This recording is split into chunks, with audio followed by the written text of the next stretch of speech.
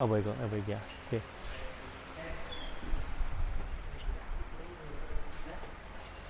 Six, 7, 7, 14, 16, I'm now. Share.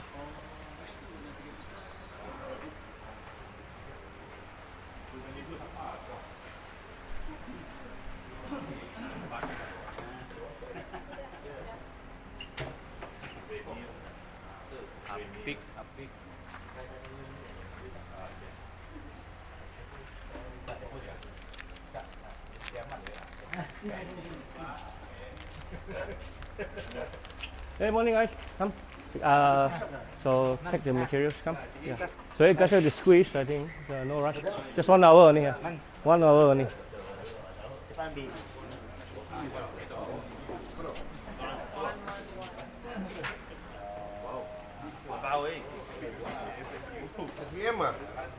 SPM, STPM. A level. Okay, come.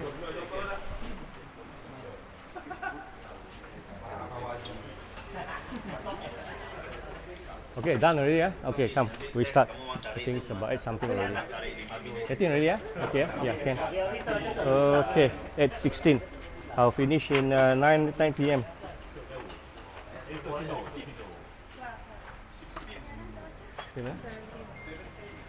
Okay, almost.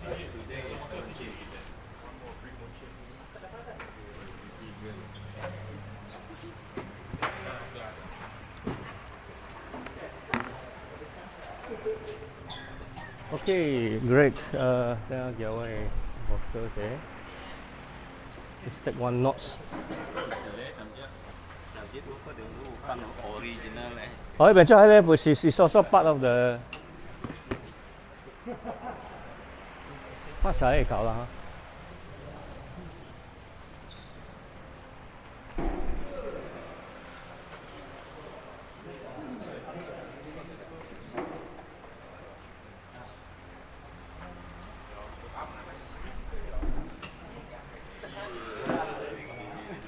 All right, very good morning. So we start. No need to have any. It's okay. I'll start straight away. No worry. Okay, great. So I believe all of you are here for the session 1. Okay. Hi. My name is Ferrel. I think you guys know me already, so not much introduction. So this today you're going to learn how to actually acquire the necessary skills and the knowledge to teach beginners. All right. So Malaysia Pickleball Association Certified Pickleball Instructor course level 1 is aimed at training so-called players, all right, who has at least 1 year of playing experience or a 3.0 intermediate, all right, okay, to acquire the necessary knowledge and the skills to train beginners. So beginners means they never played pickleball before. So in pickleball terms, they call 2.0. All right, 2.0 means they never heard about pickleball and they come for you for lessons. All right, or maybe there are somebody who actually learned how to play but did not go through formal training. They will come to you. All right, so this is where the curriculum comes in. You don't use this to teach those who are 3 and above or 3.5. All right, these are advanced level. It means that they already know the necessary skills already, the technique already. So those 3.0, they mostly need to know the strategies, the so-called the tactical skills. All right, the tactical skill. So for level 1, you need to teach the players the technical skills only. So I'll tell you what's the difference between technical and tactical. So this is very important, all right, because knowing where the student comes from, you must start them properly. Or else they go back, they tell their parents, hey, this pickleball is very susah lah. I have to do so many things at one go. So you make sure that when the beginners come and play, the first thing is that they come back, they have fun. I think all of you started, why? Because it's fun, exciting, all right? Then slowly you progress forward, all right? Then you learn the necessary tactical skills, how to improve your game, all right? Okay, then you go for tournaments, all right? So this is what you need to help your beginners to discover fun and excitement in pickleball. This is how it all started in pickleball, right? So when we started pickleball also, the people who started the sports, they like the sport because it's fun and easy to learn. So that is very important. It means that when the student comes and play with you, they find out it's easy to learn. and it's fun. These two things you must have in mind. All right? These two. No doubt that maybe you want them to become a Sukma champion or a national champion or division champion. That will be a later plan. You need to plan for them. All right? Okay? Unless it's your son, then you have more expectation. It's a different thing. All right? Okay? So today you're going to have three materials. One is the manual. The one is the binded one. The other one is the workbook. All right? So this workbook is specially created for you to bring it along anytime when you do coaching, do instructing, because it will give you step-by-step instructions, the sequential steps how to teach pickleball to beginners. All right? So that you are not going to miss any essential steps. All right? So that is very important. The manual is the additional things that you can refer back just in case there are certain techniques that you need to refresh through. You refer back to the manual. All right? So today, 1 hour we'll spend here to go through some of the important things in theoretical aspects. Then the rest will be performed at the court. All right? At the court. So at the end of the day, you'll be given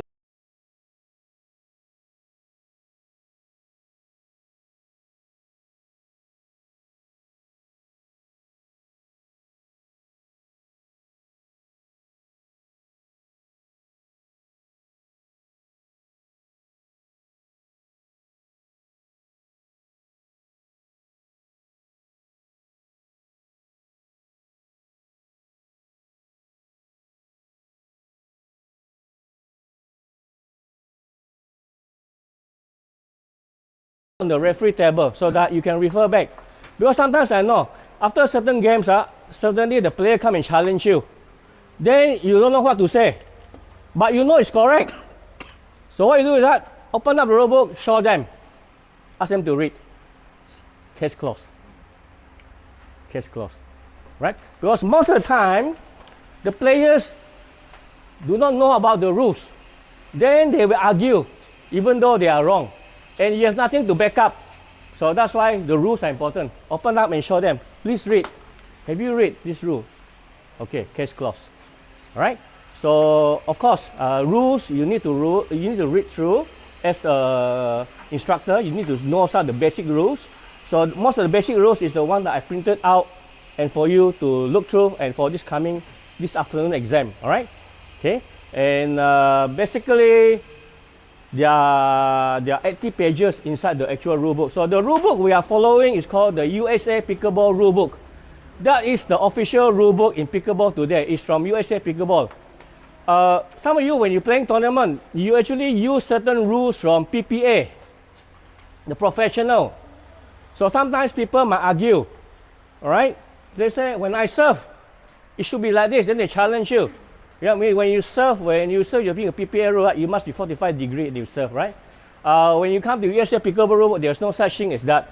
You can toss the ball, you can serve, but you make sure that you don't hit the ball above your waist or the pedal above your wrist. Things like this, and you must go upwards, all right? So sometimes you have these kind of challenges. So make sure that when you are organizing tournament or handling tournament, make sure that you know which rule books you are using. So always refer to the USA Pickleball rule book because these are the most comprehensive. Even the PPA rule, right? They also have rule book also. They just tweak here and tweak there, then just put inside the rule. Okay, these are the things that you need to follow. Other than that, USA Pickleball rule books. All right? So just brief things about the rules and how you should actually handle yourself when you are in a tournament. Make sure that you print out your rule book. Very important. And make sure you read a few times. I know it's very hard to read sometimes. But after a few times, okay already. No problem. After 4 or 5 times, you are very familiar. All right? Okay? Any questions? No? So this morning, 1 hour, I am talking about 2 important things before we go to the court. Number 1 is about the coaching principles. About what are the fundamentals that you need to know about coaching. All right? And the other one is about tactical skills and technical skills, what you need to know. So that when you go to the court, right, you know how to approach your students and you know how to carry out your duty as an instructor. Very, very important. All right, because over here today, your objective is to learn the proper technique to teach beginners. All right, and when you go to the court, you're going to face a lot of challenges. Number one, the player itself. The players have different expectations. All right, and you might have school students, you might have CEOs. All right, the CEO say, I want to have a 1 hour pickleball session for my executive. So how are you going to handle them? Only 1 hour given to you. Then they say, I want to learn the basic of pickleball. So what are you going to do? Right? Okay, then students. The school might call you, I have 40 students in the next week. I need you to teach 7 to 8 a.m. 1 hour only. What are you going to do? All right. So these are the things. Or maybe you're going to involve in certain project whereby some people, some association or a group would like you to train 10 students whom they have selected to represent their clubs for next tournament. All right. So what are you going to do? So there are different scenario. But you only equipped with level 1 certification. You must know. You have to ask whether the audience that you're going to teach meets your requirement or not. All right? Okay, because if they tell you that these are 3.0 players, but you only have level 1, then your credentials would not fit the requirements of your customer. All right? Okay, then you must have additional knowledge to back you up. All right? Okay? So that is very, very important. So this MPA level 1 is similar to IPTPA level 1 also. In the world today, there are 3 main bodies that organize or conduct certification training. IPTPA, then there's one called PPR, right? Okay, then the one is called the PCI, Professional Certification, Pickleball Certification International. All right, these are 3 main bodies. I think you might heard of them. IPTPA is the first one that we brought in. All right, and then recently there's one organization bringing PPR. PCI mostly they conduct it through the internet online. They have no exam, they just write through assessment. All right, at the end of the day, the curriculum is more or less similar, right? But for MPA level 1, we actually added more things inside to suit the Malaysian scenario. All right, okay, we have more things to be added inside there, so that at the end of the day, you have sufficient information to impart your knowledge and skills to your students. All right, very important. Okay, so we will start with the fundamentals of coaching. Can you refer to page, go to 17 of your manual, your one binded copy, the one in the binded copy. Let me check whether it's still the same or not. 17. Oh. Sorry, it's a different one. I hope they did not change my.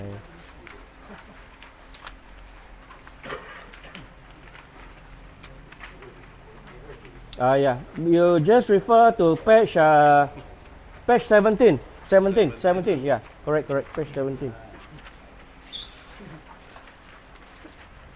Okay.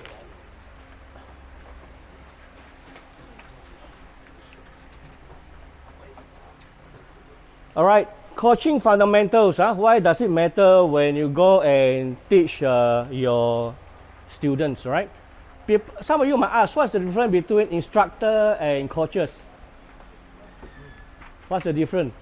Instructor and coaches. Because this program is called Certified Pickleball Instructor, right? Okay. But at the end of the day, I think your student will call you coach lah. So no worry, it's the same thing. All right, okay. Instructor and coaches always interchange. All right. Instructor by actual technical term means that you instruct the player how to perform a specific task. This is what you're doing. Technical skill. You teach them the specific task. All right. Okay. Coaches, they have a bigger responsibility to play. All right. They could be the head coach, assistant coach. A head coach will take care of the team. They have to take care of the operation, management, and the leadership. All right. Okay. Then they leave to the assistant coach to take care of the skill set or fitness all right, okay, or mental, or the physiology of part, all right. So coaches are long-term players, right? So you might be a coach for a group of students who are going to take part in the next 2 years SUKMA program, all right. So you can call it coach. Instructor means that somebody hire you for 1 day session to teach you how to play, pickleball, right? But of course, then they come back to you. Hi coach, okay, you should be very proud lah. All right, so just a simple definition. But at the end of the day, it's all interchange.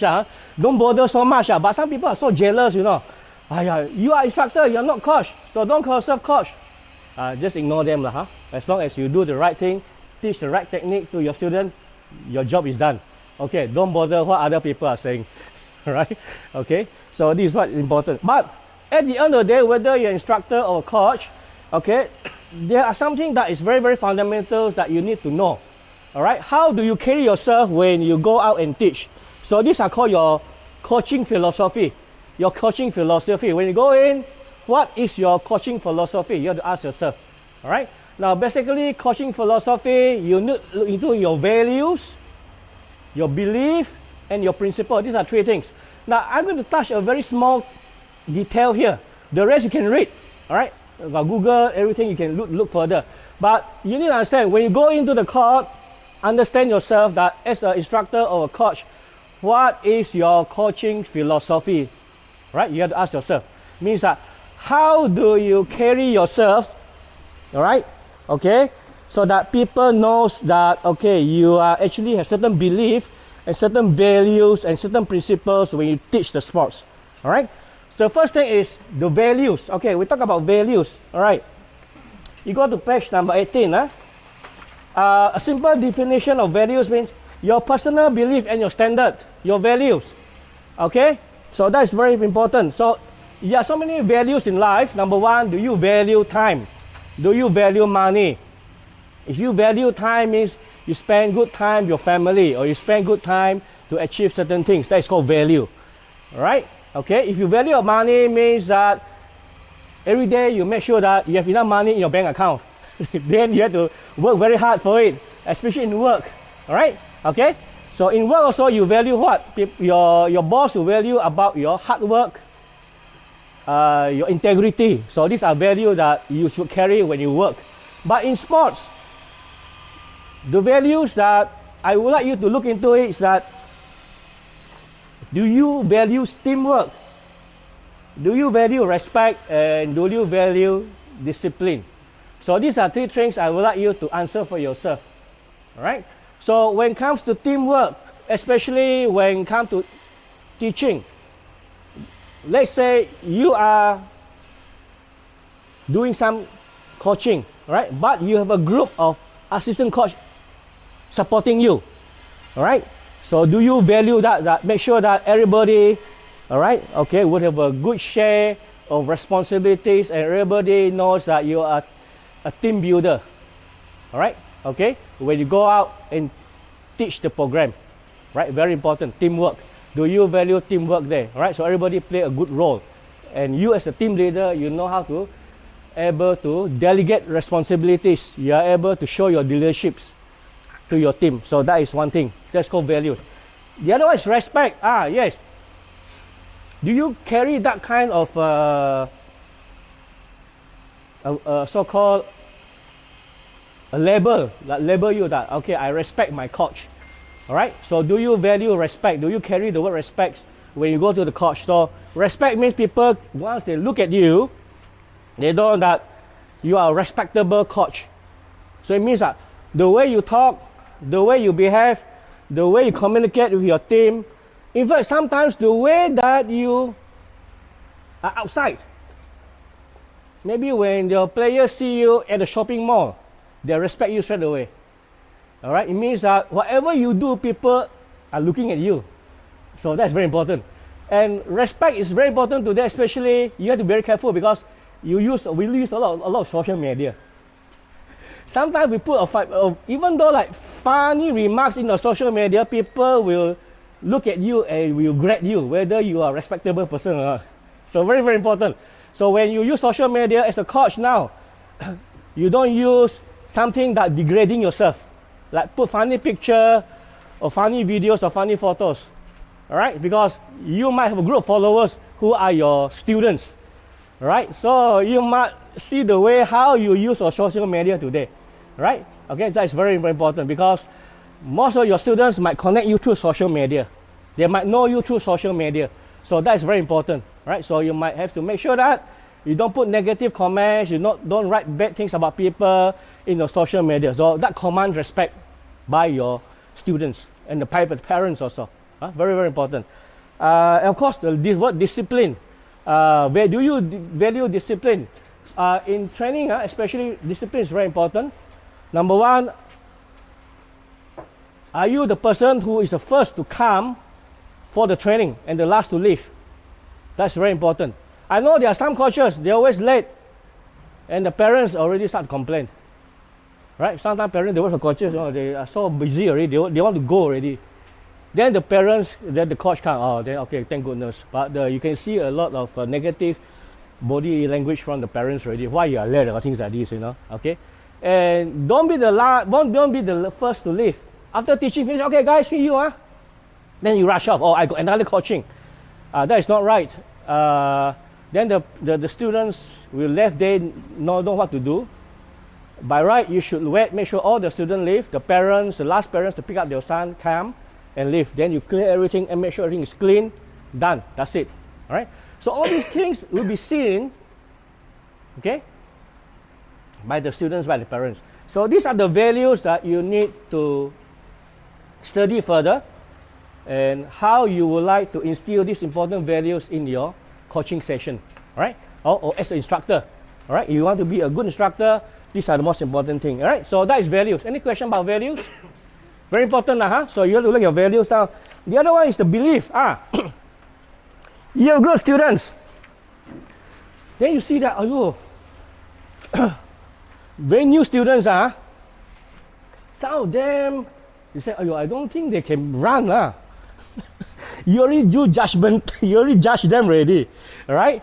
Then you say, that one, so skinny, I don't know whether he can hit well or not, all right? So you already judge them already.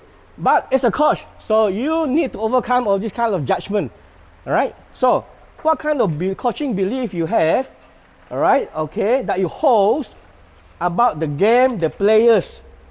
Most important thing, the belief. All right? So because sometimes when you play, you always like to think, you like to have players that are good. All right? That are active, correct or not? But after 1 hour already, you know that 70% cannot do well. Then you feel discouraged. All right? Then you say, I don't know whether I can do the next training with them or not.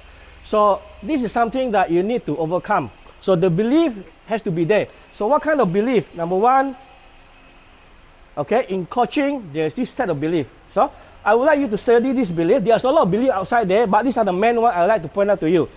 Every player can improve. Right? Every player can improve. So you need to change your belief. When you go in, you see that, different kind of players, and you know that some of them, they are not able to run well, all right? But you just say, okay, don't worry, these are my players. I know they will improve under me. You believe in yourself. All right? Hard work, big talent. Say, okay, I have to put a lot of hard work with them, for them. Right? Winning isn't everything. Right? Especially when you teach beginners. They are not here to win. They are here to enjoy, have fun. Right? So you must have prioritized your belief first. All right? Okay? Unless you have a tournament, you have a group of players that you want to try to become a Sukma player, this is a different thing. Winning is important, right? Okay, because this is one of the target. But you must to look into your priorities. Number one, okay, I have 20 players. I know that out of these 20, I will do 6 weeks of training with them. Then I go do proper selection, because you have selection process, all right? So out of the selection process, let's say only 12 are selected. The rest will go back, will be on standby just in case they are required. Then these 12, then you improve their training program. So you have a set of belief to work with your students. Very, very important. All right? Okay? So very important. So different kind of training require kind of belief. All right? All right? So very important. So you must ask yourself, the students who come for my training, who are they? I think most of the time the students come for your training, they voluntarily look for you, they want to learn how to play pickleball. All right, at the end, they enjoy hitting the ball over the net. Then that's it, have fun running around. All right, okay, so that's the thing here. Now, the last one, the importance of fun and patience. Right, so enjoyment, patience for the sports. Okay, are they essential for you for long-term participation? So you ask your group, this group, they are 20, they come here for fun. So make sure that every day they come, they have fun. So that they are looking forward to come back to you again, and the parents will bring more parents again to you.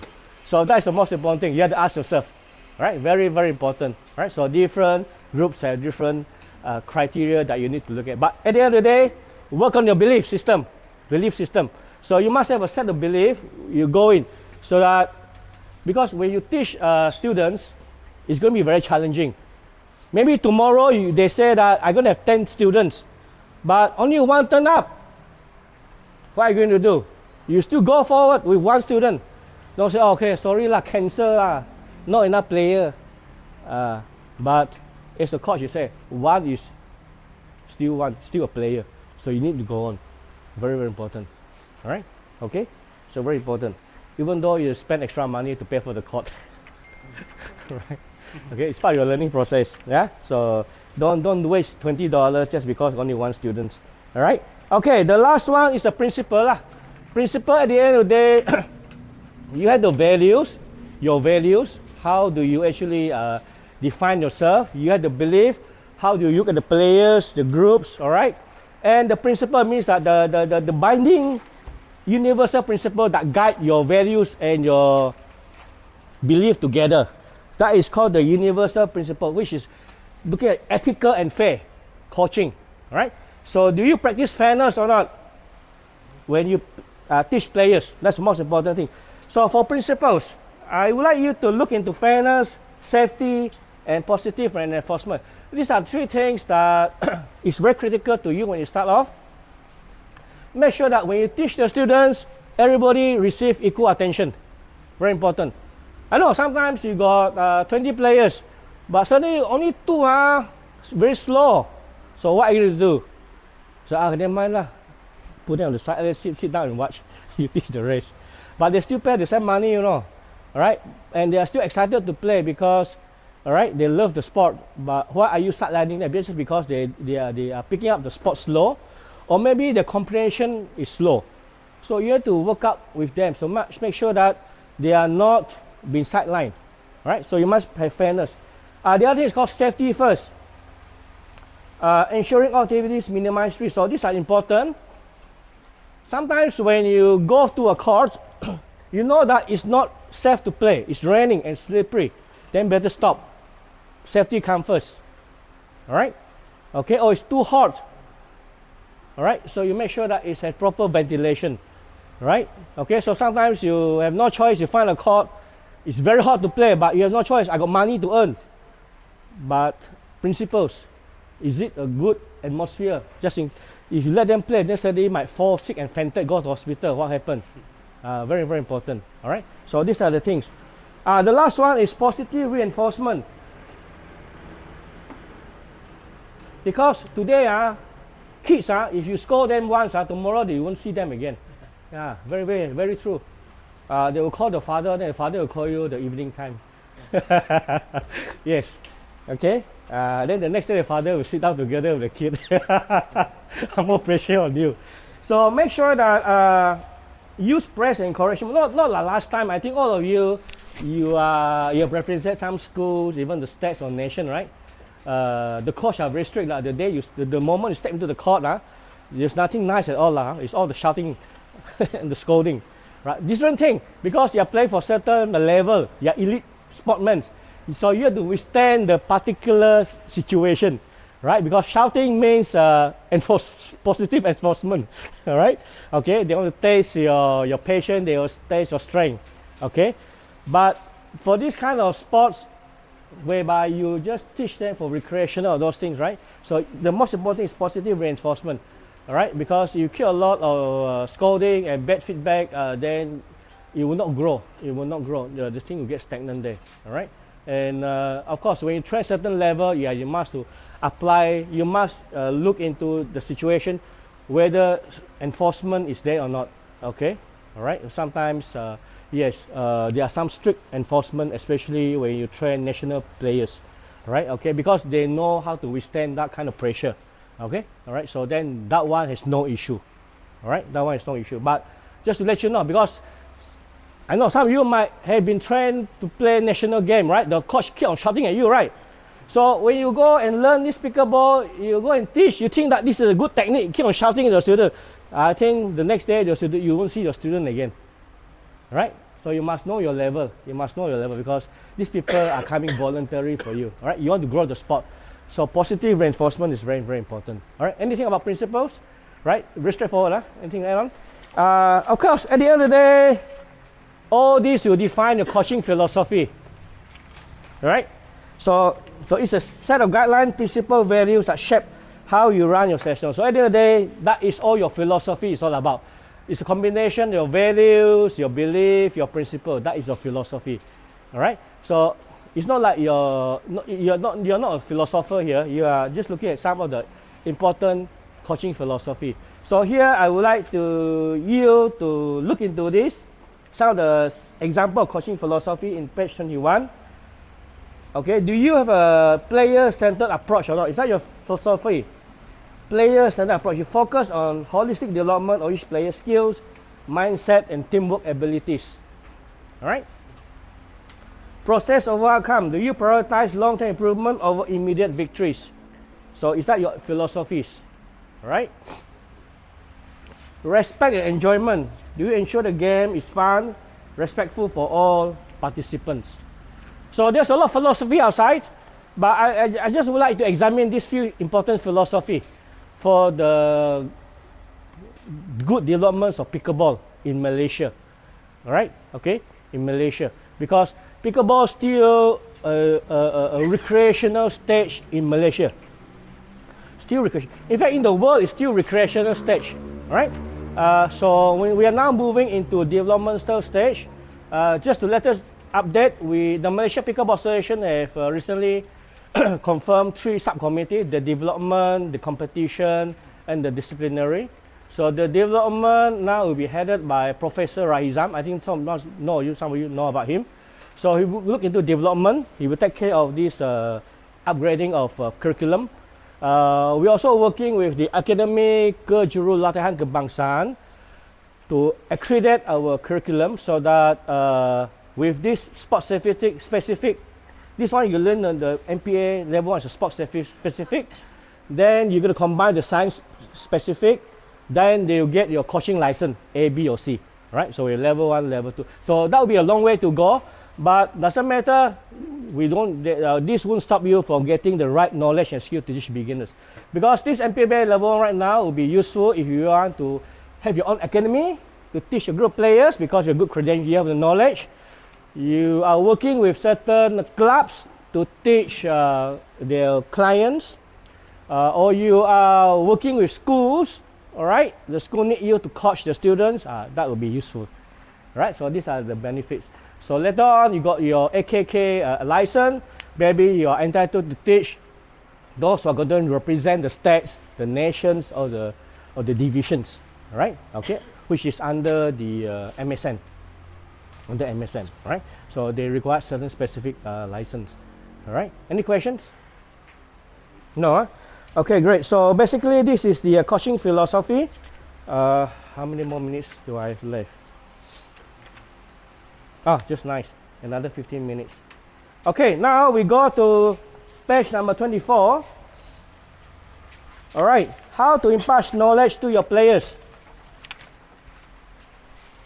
So when you teach pickleball, in fact, there are 2 skills that you are going to teach them: the technical skills and the tactical skills, right?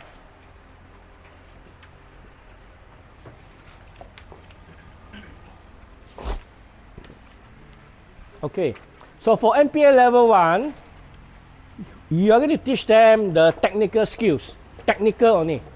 Okay, technical means how to do this and how to do that, the techniques, all right? Okay, For example,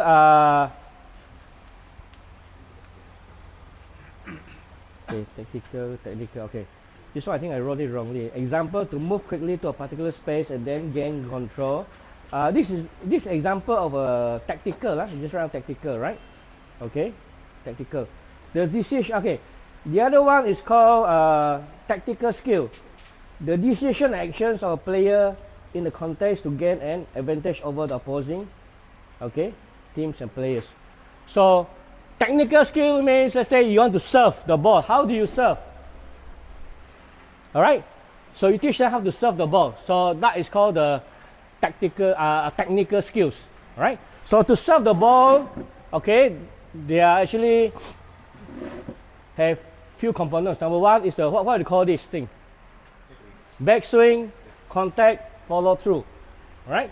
So you need to teach them what is the backswing, what is the contact, what is the follow through, and what you need to do about the backswing, what you need to do about when you contact, what you need to do when you do the follow through. So that is called the technical skill, the technique.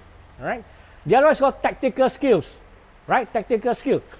Tactical skill means like after hitting, what should you do? All right. So normally when you serve,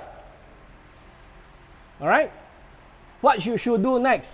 That is called the tactical skill. Normally, you need to still stay behind the baseline to wait for the ball to return, right? And you need to stand at least 3 feet behind the baseline, okay, just to ensure that, okay, if any fast ball that is going to be deep to you, you are able to return the ball correctly, all right? So that is called the tactical skills, all right? And when you hit an overhead, what is the technical skill?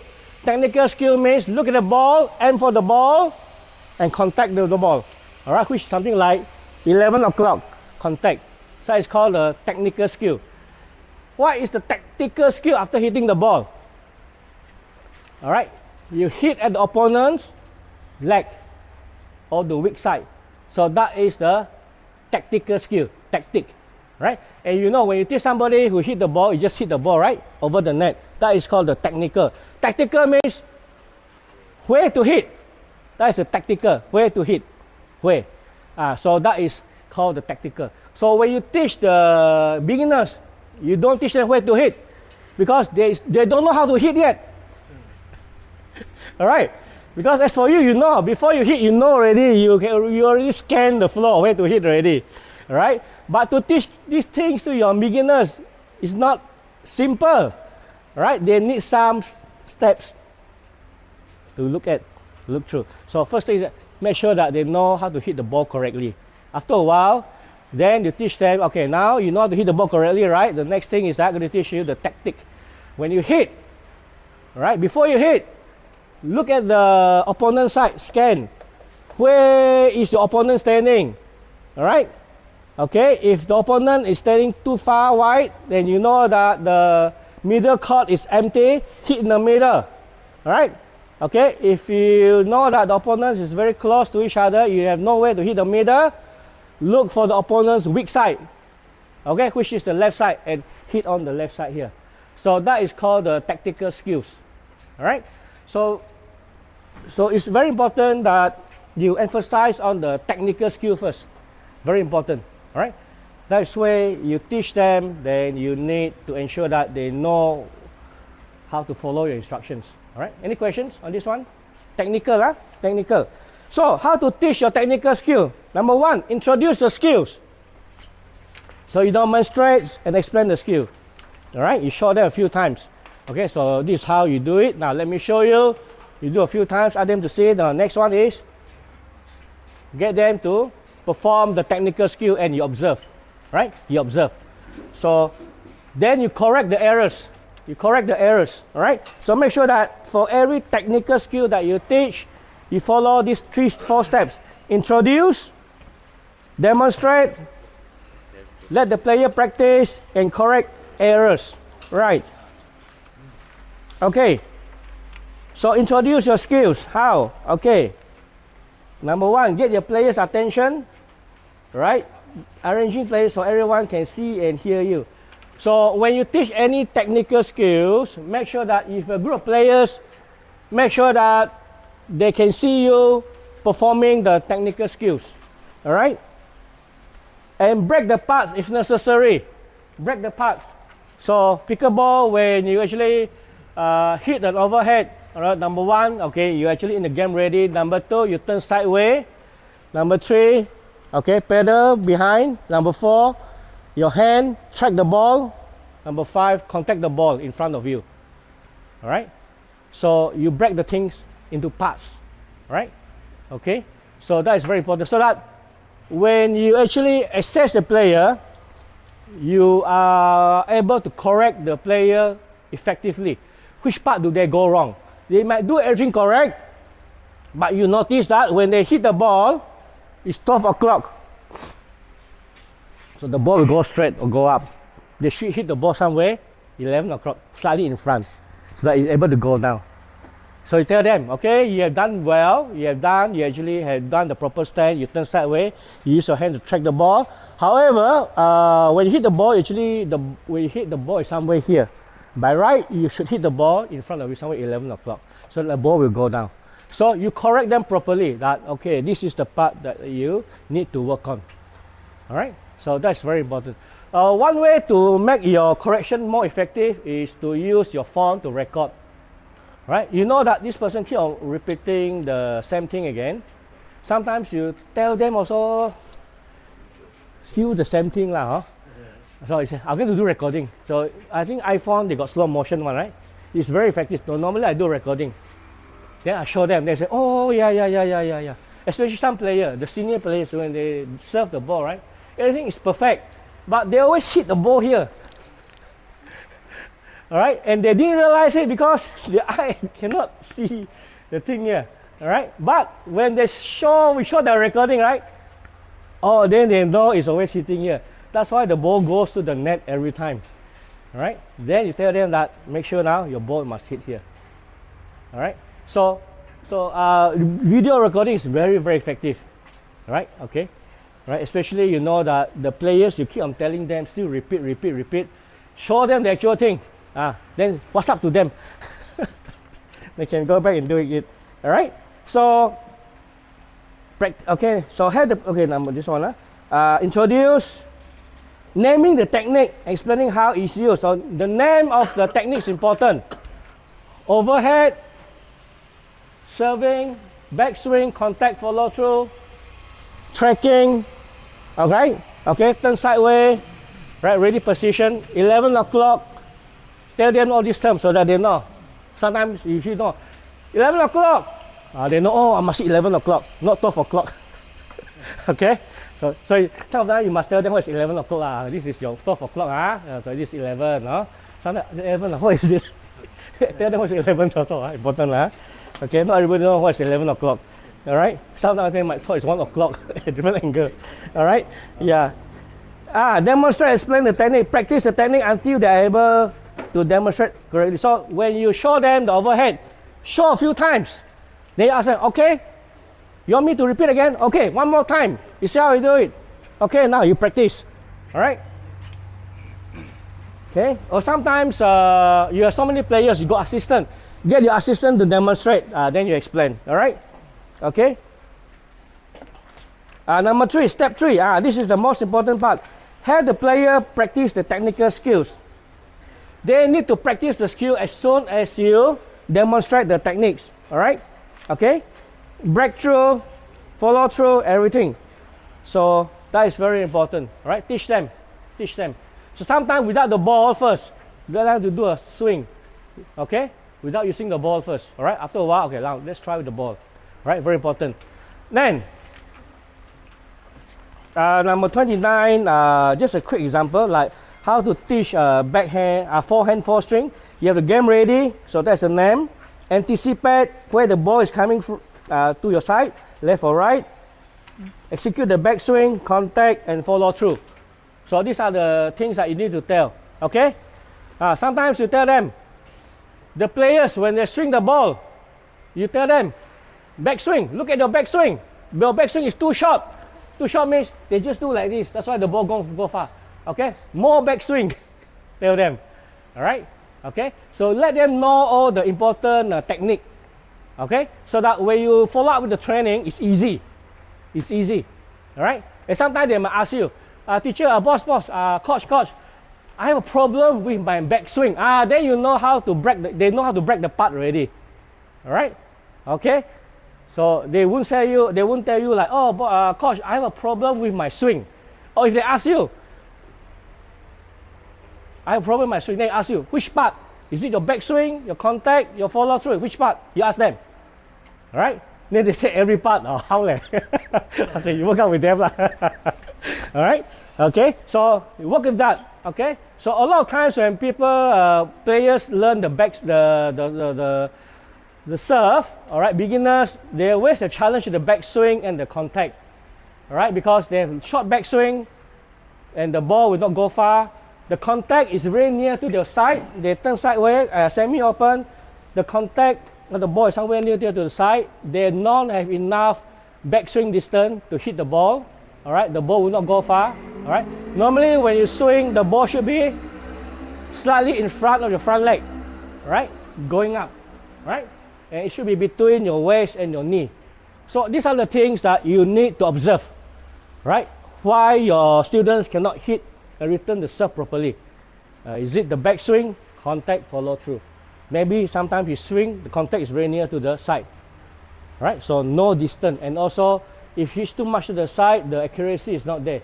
So somewhere in front, then you have more swing distance, contact, and go up. And of course, it must go up lah, huh? Why? Because the rule says so. All right, the volley serve. Unless it's a drop serve, it's a different thing lah. After we go through the things here. Okay, there are two types of information you need to provide feedback to your customer, to your student. How the completed performance compared to the desired performance. How to change the incorrect performance to more closely. So sometimes you observe the player doing a swing. Okay, the first time he don't do it correctly, correct? It's always the case. So don't do any correction yet. You say, okay, try again. Try one more time. Let's say hit about 3 to 4 times. See what happens, because he already know how to swing by learning from you. You just need to do some correction. All right. So maybe he is able to correct it after the third swing or the fourth swing. So let them work on that. So don't quickly go and correct after the first stroke. Right? It's sometimes very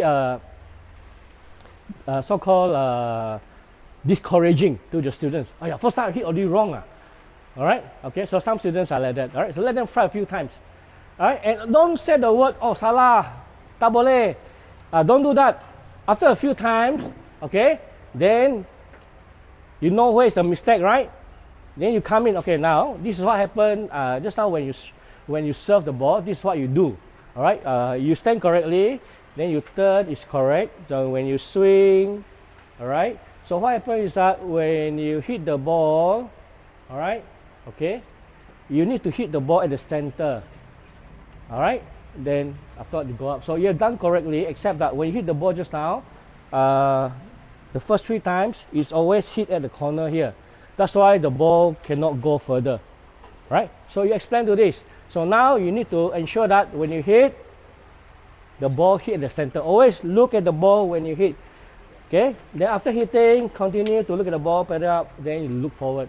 So explain this to them, to your students. All right? So that, oh, okay, this way I made wrong. So at least I did not. So at least the student know that I did not do 100% wrong lah. Only 10% wrong only. I don't hit the center. All right. Okay. So that is very, very important. Okay. So very clear. So you need to explain them where they need to correct. Don't tell them where is wrong. So the right thing is where they need to correct the thing. All right. Where they need to correct the strokes. All right. Very important. All right. So always let them feel a few times. Then stop, then do correction, right? Don't always say, salah lah, try again, salah, right again, not right lah. Use all the negative word lah, huh? Not very good. All right. Okay. Any question on this one? Correction. So very important, very important. You have to be very patient in teaching lah. All right. Coaching is not something you have to rush. You have to be very patient. All right. Okay. Very important. Okay. Use positive approach. Okay, page 31 to 33 is just example, 34 example. I don't want to go through again. Now, the most important thing is number 34. Don't blow your whistle, don't shout at your students. You lost passion already. Don't go and shout. No good, no good, no good. Yeah, you go shout, then the next 3 lessons no more already. Cannot buy your next pedal afterward. All right, okay. Of course, don't do nothing. It's not there. Number 32. When you coach, don't say, oh, okay, done, finish. Okay, good. Okay, good. No feedback. No good also. All right. Okay. You must have good feedback. If they are good, doing good, very good, well done, good job. Just say that. All right. If they are not doing well, you know, okay, try again, one more time. Okay. All right. So well done, good job. Okay, good encouragement. You get more positive feedback. A lot of like lah. Your Facebook got a lot of like already. All right. Okay. The last one. Feedback. Important feedback. So after every technical skills, bring your group together. They have done the skill already. Feedback. Ask them for feedback. Okay. Any questions about this? Let me reemphasize again about this thing. What you need to do. So re-emphasize, then ask them for feedback. All right, feedback, very important. All right, okay. And sometimes feedback or correction, it can be a group or it can be individual. All right. Sometimes you see that there's one student who are not doing well in that particular technical skill. You just need to bring him out and do personal instructing. All right, okay. You need to be as a group. So some people, some correction you can do as a group. Some correction do as individual. All right. So very important. All right. Okay. Very important. Any questions about feedback? Right. Okay. So asking questions. Right. What do you think of this? Are you okay? Anything that you like to ask? All right. Okay. Observing. Tips observing. Observe from several angles. Okay, so when you teach your players, try to stand on the side so that I can see how they perform that particular task. All right, okay. So side at certain angle. Okay, so where you can see the action is properly executed. Right, where some of the important execution that you can is very visible to you. Right, that's very important. All right, okay. Observe multiple repetition. Okay. So observe several times, right? Look at overall performance of skills, all right? Okay, and observe technical skill, but also athletic mode, attitude, and general movement. So these things are quite important. Yeah, all right. Yeah, sometimes you teach, some students they got a lot this moody, especially adult, very moody one. Oh, no, low energy. Okay, so you need to encourage them. Okay, need to encourage them. All right. They say, okay, are you okay today? How are you feeling? Anything you would like to tell me? I mean, okay. All right. Yeah. Because sometimes some parents they are so aggressive. They come back for coaching after 2 hours of tuition. So everything so aggressive one, so you have to see their mood okay, sometimes no choice, don't scold them, all right. So yeah, we have some students like that. Yeah, after school straight away come here, then they no time to eat very fast, come back. So these are the things that affect your students' performance, right? Okay, so just observe very important, okay. So good job, right? Meaningful feedback, okay. You say, oh, good, you did a good job in hitting the ball over the net. Nice height, diving down. All right, okay. You say that, okay, you did a good job making a swing. However, I would like you to hit the ball a bit higher. Okay. You just tell them like that, so you get the job by get the thing a bit high. All right. Individual and generalized, you can do one-to-one. Okay. Some players are very private one. They like it if they have one-to-one session. Okay. All right.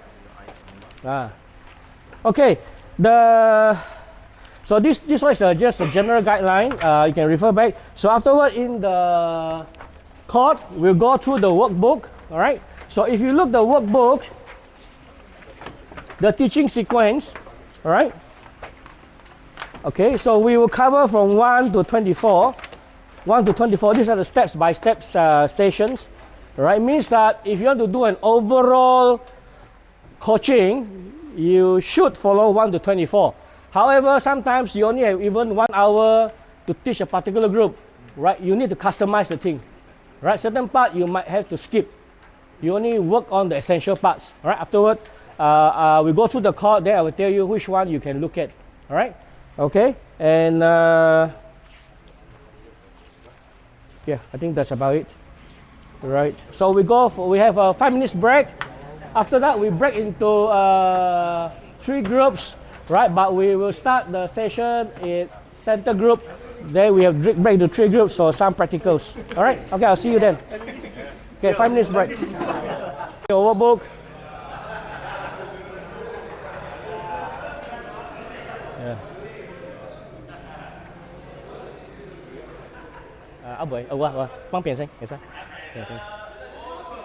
Yeah, workbook, bring your workbook along. Yes, workbook, yeah.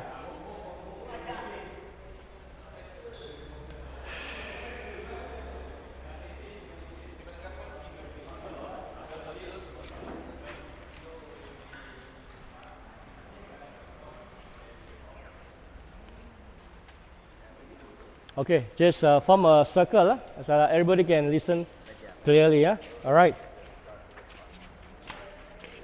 Okay, great. So we'll start. Okay, now every time when you about to conduct a session, a few days or week before, you need to have some preparation for yourself. Number 1 is plan your lesson. Plan your lesson means come up with a lesson plan for your group, all right? And you have to know like how many hours you are given, all right? Okay, then you work out what are the things you're going to teach to your students. And of course, you need to know who are your students, right? Are they beginners? Are they students? Are they working adults? All right? Or are they tennis players already know certain basic strokes already? So you need to know. So plan your lesson. After going through this, you know what the lesson plan you need to customize. All right? Ensure the venue is clean and safe. So before the workshop, you need to make sure that you know where's the venue, number 1, and check the venue. Don't rely on the operator. Oh, the venue is okay, but when you go in, it's a different expectation. They might say, oh, last night I got party lah, oh, this thing around. So you feel it's not safe. So make sure that a day before you go to the venue and check, make sure lighting is okay, ventilation is there, and most important, you know that it's safe. It's safe, all right? Okay? And the equipment, very important. So you have 20 participants. Make sure that you have 20 over pedals. All right, pedals has to be there, and the ball. These are 2 main things: balls and pedals. I know that sometimes when you give your pedal to your student, all the grips, bulu-bulu punya, ada fungus, all these things, they don't need to touch, and it's very wet. How are they going to play? So make sure that the equipments are clean and safe. All right, so very important, huh? The balls also. Oh, they see ada crack ball lagi. It means that you are not ready for your students. How are you going to teach forward? So very, very important. Wear proper attire. So when you go there, make sure your attire is proper. You must have proper sport attire, all top to bottom. Don't come in with everything nice, but you wear slipper. All right, so not there.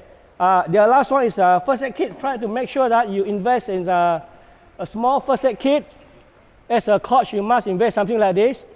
All right, just in case people might fall down. Especially students, they might fall down. You got some first aid equipment there for you to help the students too. Okay. Okay, now especially for students, students, when you teach students, make sure that in the class, in the school, you must have a teacher in charge be with you. Normally in schools, they must have 1 teacher in charge to stand by. All right, okay? So when you teach, there's a teacher in charge. Anything you can refer to the teacher in charge. Very, very important. Right? In fact, that's one of the guidelines. One of the teacher in charge should be there to make sure that everything is in order. And it's good because sometimes when you teach students, they're all very rowdy. When they come out, wow, they're all busy. But when the teacher come in, everybody quiet. So you need them to be controlled, please. Very important, all right? Okay. Then the next one, let's say today you got a lesson. First thing first, make sure you have attendance sheet, take care, or make sure all the attendance are recorded, right, for your recording, for your invoicing, because they're going to pay you, let's say $500. Make sure attendance is there to bill the students to the club. Ensure all participants are in proper sport attire. So make sure before they come, tell them that they must come in proper sport attire. All right, okay? They might come out with slipper. So you might have to tell them that it's dangerous to play with slipper. Can you find somebody who can rent you the shoes? All right, okay? So you don't go and use the slipper. All right, okay, students especially. That's why for any event you think it's important to fill the indemnity form. Fill the indemnity form. So in the workbook, I got an indemnity form you can follow. Before they come and participate, they fill the indemnity form just in case they fall down, got accident, you are not responsible. All right? So you can fill indemnity. It's good to fill indemnity form. Right? Even in any tournament that we have, we fill indemnity form. Right? This is part of the requirement by the Sport Commission also. All right? For sport also, to be safe, fill indemnity form. Easy lah. Before they come, can you fill all this form? You never know, you play suddenly something drop down. Okay? At least you're covered. Right, you have covered. All right. Number 3, page number 2. Welcome all the participants. Number 3. Introduce yourself. Explain what they are going to learn, achieve in the training.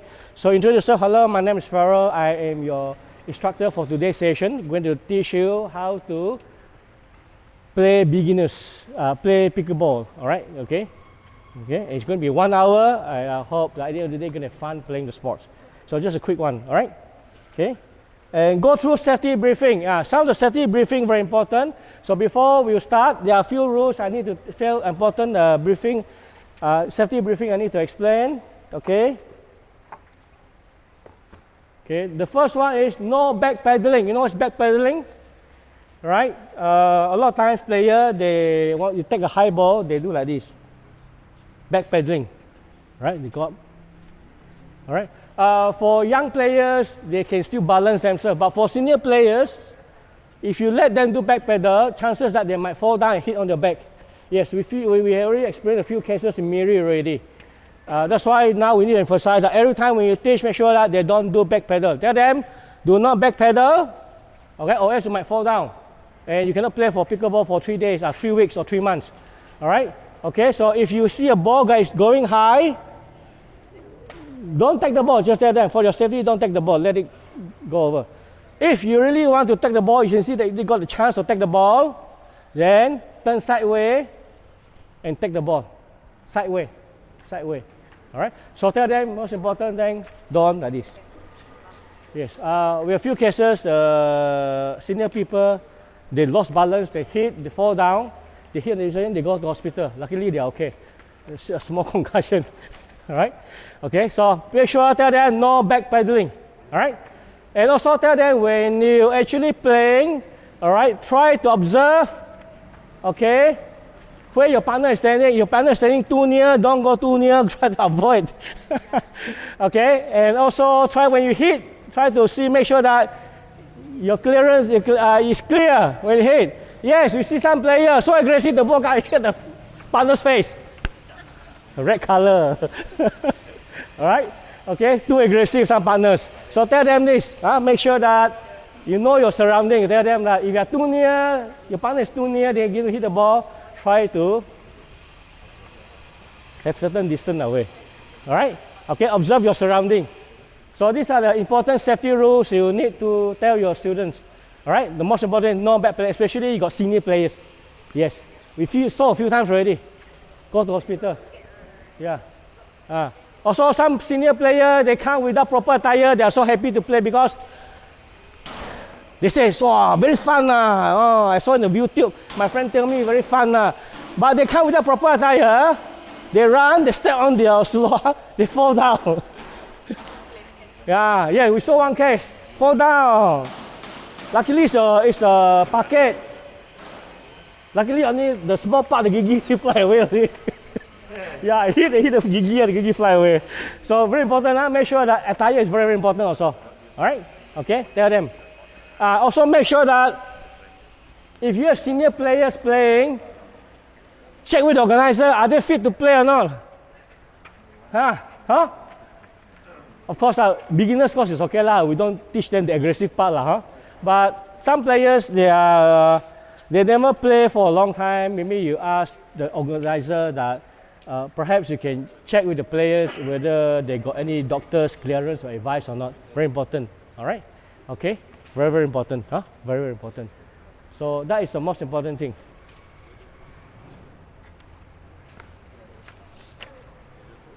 And the other thing is when you teach also in schools, sometimes you notice one player or two players is not feeling well. Like you are seeing below already, the face very red. So try to take him out and sit down. Don't just say, ask the teacher in charge. I think this student doesn't look well today. His sweat is red. So my advice now is I need him to sit down first. All right? Okay, very important. Yeah, especially that the weather is very hot and all this and all that. So you know that from there you know that something is not right about the student, right? Okay, he could be sweating like crazy, the face flushing, right? Okay, then there's some breathing. Yes, we see some people like that. So after okay, tell the teacher. Okay, teacher, I noticed that one of the students here. I think I better let him not play for now. Just observe because I noticed that he might have some health situation here, right? Okay, so it's your duty to report to your school teacher. That's why the teacher in charge is very, very important. All right. Okay. Any questions on this one, students? Very important. So you must do a proper observation. Okay. Make sure safety comes first. Your principle is safety first. Very, very important. Okay. And also sometimes you cannot avoid certain things. That's why the indemnity form is very important also. All right. You fill out the indemnity form. All right. Okay. Number 3. So when you start, you introduce yourself first. Then you tell a bit of history about pickleball. Then you tell them, okay, you know where is pickleball come from? Okay, it's from United States. It was invented in 1965 by 3 people. Okay, then that's it. Now it's played in more than 70 countries. Then that's it.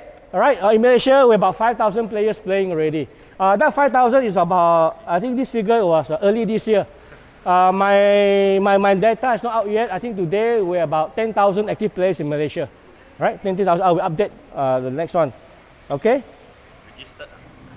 We don't say registered yet. They are active players. We got report from various state associations how many players has been exposed to pickleball and how many active players in their states. So today in Malaysia about 10,000 registered players lah. This 5,000 when is this? Early this year. Early this year. So this year. Now it's about 10,000. 5,000. This year. Early this year. Yeah, double already. Yeah, double already. It's not big. Actually, it's only 0.03% of the population. In Malaysia. So in Malaysia, it's only 0.03% of the population, the registered players. So it's a big room for pickleball development in Malaysia. All right. Our target is about 14%. Wow. In US, it's 14%. We use that as a benchmark. Yeah, we use that as a benchmark. But 10% is very cukup already lah. All right. Okay. Great. Right. So now, how many players do you have? 1, 2, 3.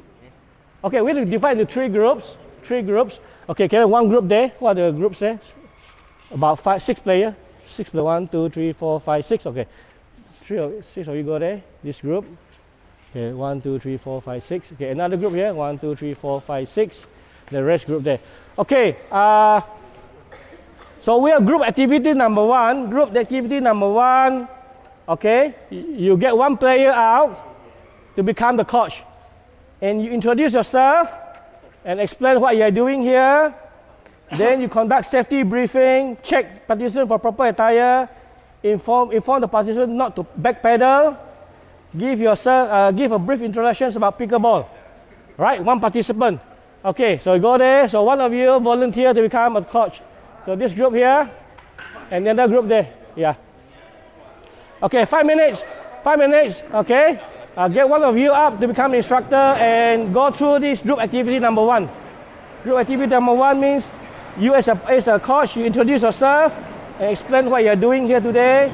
And you conduct safety briefing. Number 1, check to make sure the participants are in good sport attire. Inform the participant not to backpedal. Give a brief introduction about pickleball. Right? Then the rest can, most important, player must understand. Okay, can use Bahasa Malaysia. As long as the player must understand what you're saying. Very important. Yeah.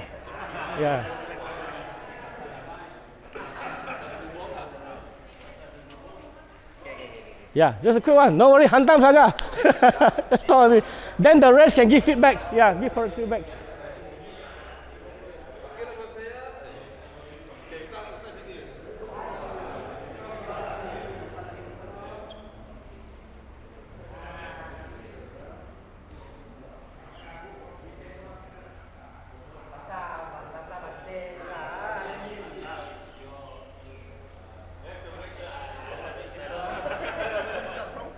Sorry? This one or the next one? Are you starting with the planning the lesson or? Sorry, Okay, what are we conducting again? your group activity, right? Yes. Okay. This one, just introduction. So I see like the coach will introduce. Yes. They do a safety briefing. Yeah, the first one. Group activity number 1. Group activity number 1. So introduce yourself, do safety briefing, history about sports, yeah.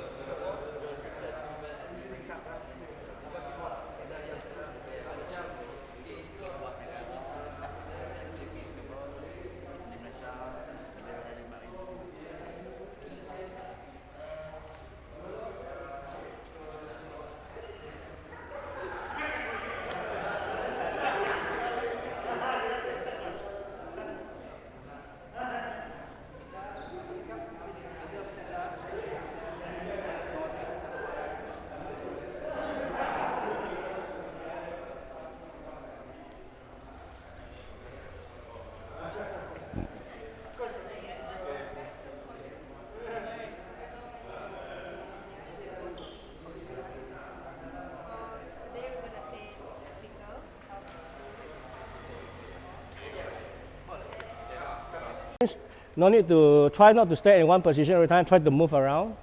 All right. Okay. So make them aware and alert. All right. Okay. Very important. Okay. So the next one is warm up and stretching. So very important. It's important that you take about 10 minutes of doing warm up exercise with your students. All right.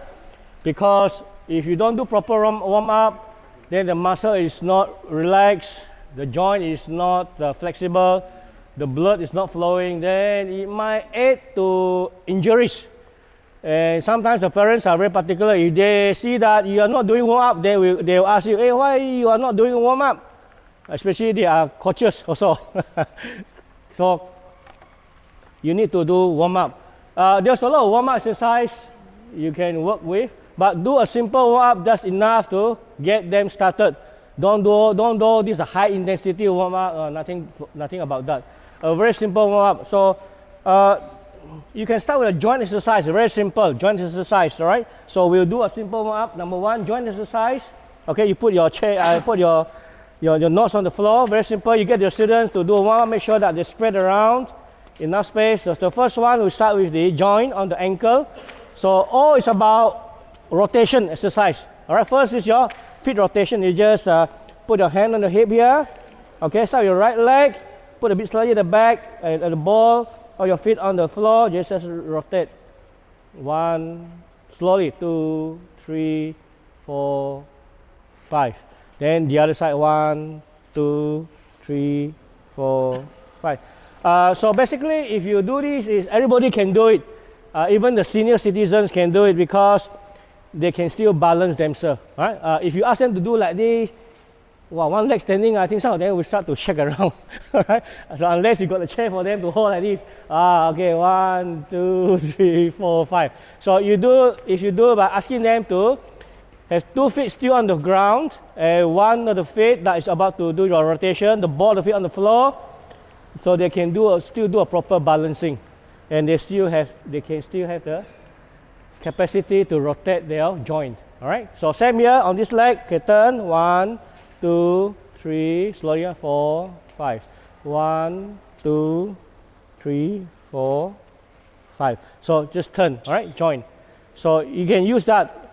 All right. If you have other form of exercises you think is suitable for your group, by all means, right? So, but not to be so much taxing lah, huh? Okay. Okay. Very important. Then you have your knee here. Simple. Very simple. Put your hand on your knee just to rotate. 1, 2, 3, 4, 5. Then the other side. 1, 2, 3, 5. So work on that. So you have able to relax your knee. Same thing. Even the senior citizen can still do it. All right. Okay. They don't have to lie down or whatever.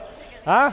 No, last time, well, even lying down, you think you're afraid of COVID, right? So now some people feel COVID also. So don't make sure that they don't use your hand to touch on the floor. Very important. All right. So now you work on the knee. The next one is the waist.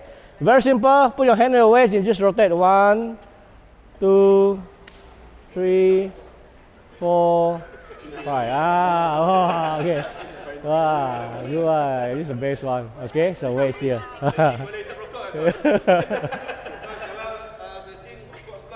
boleh. Yeah. Okay. Okay. Don't let them do too much on you. Okay. Of course, the next one you can stretch your waist from left to right. Okay. 1, 2, 3. Not too hard, huh? 4. Don't force your student to cry. Cannot move. Okay. 4, 5. Okay. So work on that one. So you work on the waist, that's good. Then the next one is on your shoulder. Very simple, just turn. 1, 2, 3, 4. You just stretch high so that you can feel the stretching on the back of your shoulder, so that you have the muscle stretching here. Okay, it means that you're able to get the muscle relax, okay, and pull up. Then the reverse. For same thing here, you can feel the muscle stretching on your shoulder, front shoulder here. So left side, 1, slowly, 2, 3, 4, 5. Renang. Okay. 5. Okay. Yeah. Most important thing, make sure the student has fun. Sometimes you want to have music for the student. Okay, music on. Then have some simple exercises. You know, sometimes you have a group of students who actually know that they like to listen to music. You play some gentle music, some aerobic. Not too much lah, Not too much lah. Okay, now you have your, that's one done already. Okay, the neck also very important. You just do a simple rotation. 1, 2. Slowly lah, ask them to do slowly. After they got injury, susah lagi. Okay, just turn. So this exercise is just to ensure that all the joints are properly moved, relaxed, and you're able to make it more relaxed. Okay, and let the blood flow. Right? Okay. Then after that, you get your student to run the court here. Okay, going to run 3 rounds. Okay, start from you. 3 rounds. So gentle running like this. Okay, like this. So ask them to run like this. Okay, now we're simple jogging like this. Simple round. Okay, 1. Yeah. Follow. Okay. Right. Okay. Yeah.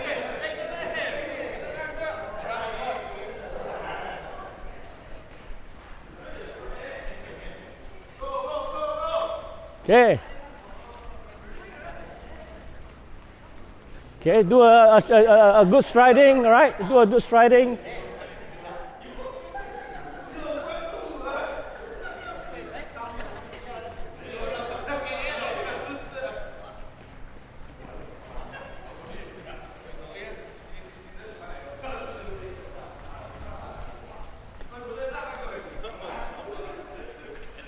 Okay, final round, last round.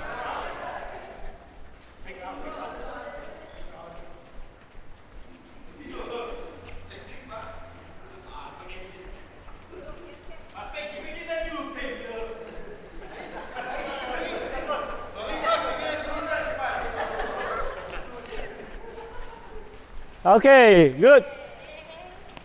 Okay, do a deep breathing, breathe in, breathe out. Okay. All right, good. So now you see your blood is flowing. This is a good exercise, especially you're working with students. Early in the morning, 7 o'clock, have to learn already. So they'll come out very tired. So after they do this, they run 3 rounds all active already. So you can do your teaching better. Yeah, do your teaching better. So this will help. Yes, will help.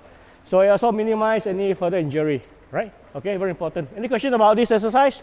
No, so very important to have some warm-up exercise for your students. Okay? Of course, there are some side-to-side shuffle. Because pickleball, you always do shuffling, right? Okay? So you got time, get them to do shuffle like this.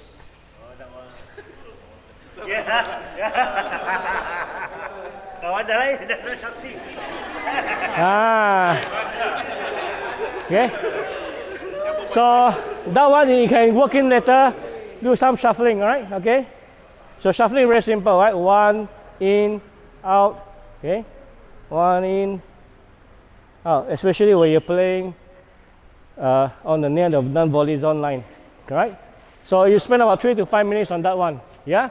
Okay. Now the next one is that after they're done exercise, so that's where the teaching of pickleball started. The first one is you need to teach them how to hold the pedal. All right. So everybody grab your pedal. Bring your pedal here. Yeah. Bring your pedals here.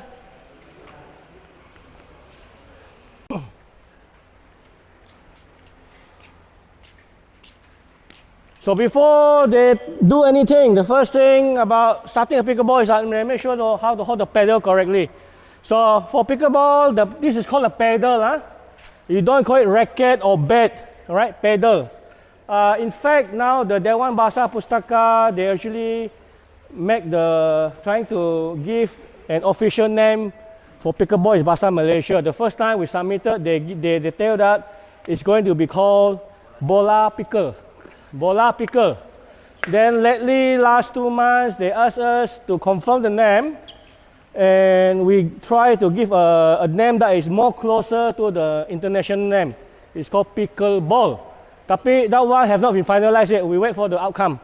So I think at the moment it's called bola pickle. If you use Bahasa Malaysia, bola pickle. All right, B-O-L-A-P-I-K-E-L. Bola pickle.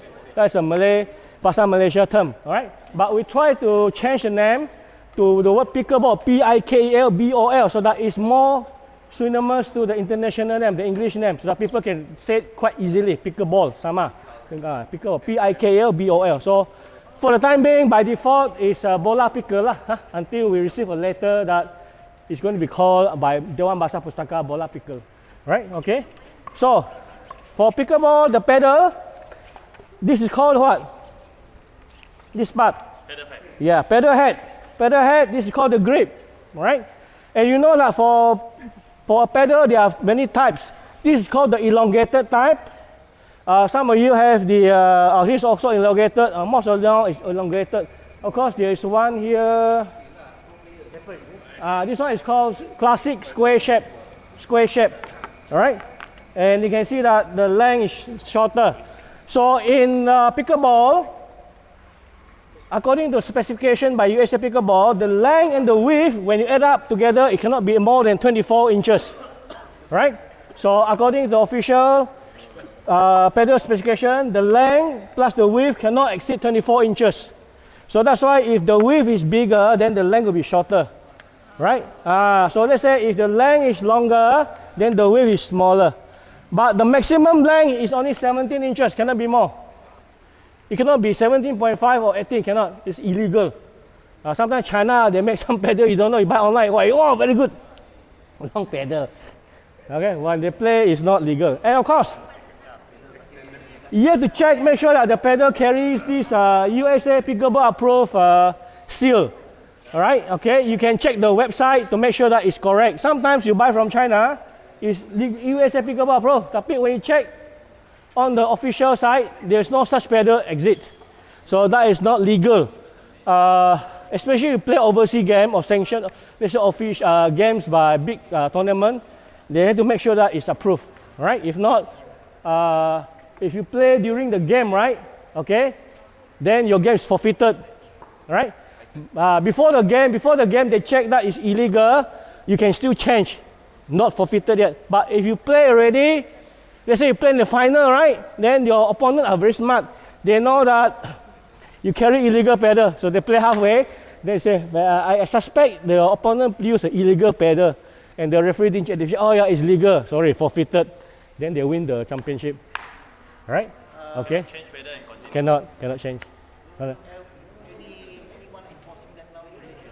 Yes, we do. In fact, like Borneo International, they do a checking. That's why they put a mark here.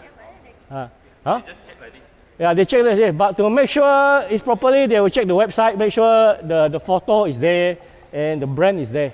Yeah, so that is the thing. Yeah, very, very important. So just to let you know about this, the thing. All right. Okay. Now, of course, the pedal will come in different thickness. It doesn't matter. Some of them now the thickest one is 20 mm. Most of you carry a 16 mm. Which is good for pedal control, okay, and power. If you like to have more heating power, you go for something thinner like 14 mm or 10 mm, all right? So it depends on your preference, all right? Okay, depends on your preference. So however, to hold the pedal is very important. The pedal holding technique is called the continental grip, all right? So to hold the continental grip, very important. If you look at the end cap, it's called the end cap, the pedal, end cap. There are 8 sides. There are 8 sides here. So the top side is side number 1. If you put the pedal like this, if you're putting a pedal whereby you are holding your left hand, using your left hand to hold the pedal on the edge here, and the grip, the handle point towards you. All right. So the top, the first end on top is bevel number 1. So you play this way, you put your intersection of your thumb and index finger, the V here on top. Right. So the V is on top here. Right, just hold like this, right? Okay, so V is on top here. And when you hold, no need to hold so tight until it shakes. No, just hold gently so long as it doesn't slip away from you. When the people pull away, it's still, you're able to have it effectively, all right? Okay, hold like this. So the V is on top here, okay? And some people will say, okay, should I hold like this near to the head here or somewhere to the end here? It all depends on you, but generally hold somewhere in the middle so that it's more stable, more stable. All right. Some players when they play, they like to hold it here. It's okay. There's no rule against that because they feel more comfortable. The stability is there by all means. Some of them they say, "Can I put my finger here?" Also can, no problem. Tapi after one time they hit the hand here, then they put back already. Okay, because you know like by hitting the ball on the fingertips very, very painful. All right, so you just go down. All right, okay. And sometimes they ask you, can I hold like this also? Most of the time you hold this when you serve, so that you have more power. All right, okay. You put your end cap near to the base of your palm. You hold the bottom, so you're able to generate more power. All right, but most of the time when you play, all right, you hold the center. All right, okay. So the reason why you use continental grip because it's very universal, very flexible. Because when you hold using the continental grip, you can do a forehand, volley, overhead, serve, backhand. No need to switch your grip. It's all universal. You just need to rotate your wrist. All right? Okay? Of course, in the YouTube, you say you must follow Dongguan using the Western grip, the mid-Western like this one. Okay? So, too much YouTube no good because some of the YouTube are very sensational. They do it just to get more likes. All right? So, don't follow YouTubes, okay? Use continental grip. So, you just tell them, use continental grip, it's more flexible. All right? More versatile. Any question about the grip? All right. Okay, can I see your continental grip? Right, okay, okay. So make sure somewhere they see, don't be so much in the middle as long as it's on top, the top bevel. Okay, good. Okay, so maybe you help me to check whether they are all using the grip or not. Check, okay, correct. Okay, great, coach. Okay.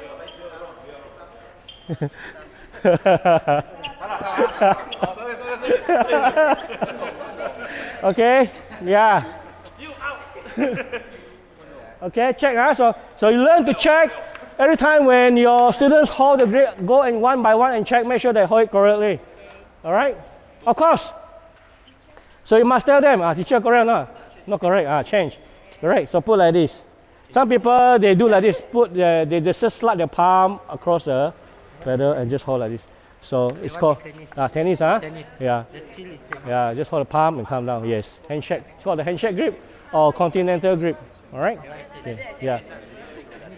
Good. Any questions on this one? No. Anything about the grip you want to ask? Okay with the grip. Grip things. All right. So very important. You have a word for them. Continental grip.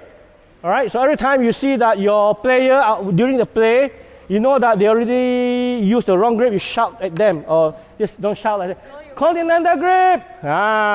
Check your continental grip or check your grip. All right. Okay. Show me your continental grip. So at least you know how to correct your students already. All right. Okay. Very, very important. Okay. Next one. So now they know how to hold the grip, continental grip. The next thing is that you need to tell them what is a game ready position. Game ready.